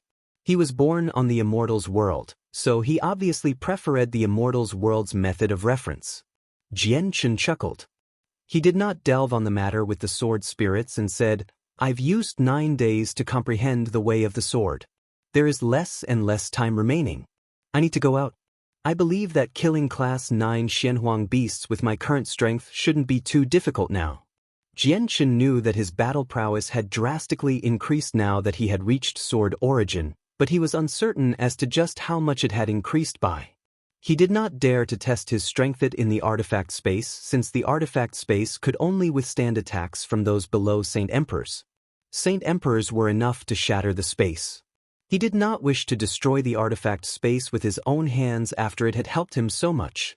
You're tuning in to the Passion Pages YouTube channel. We're so grateful for your support, and don't forget to subscribe to join us on this incredible journey through captivating stories. Your generosity through donations truly makes a world of difference, as it's the primary source of revenue that allows me to expand and enhance this channel for you. Thank you from the bottom of my heart for being a part of this adventure.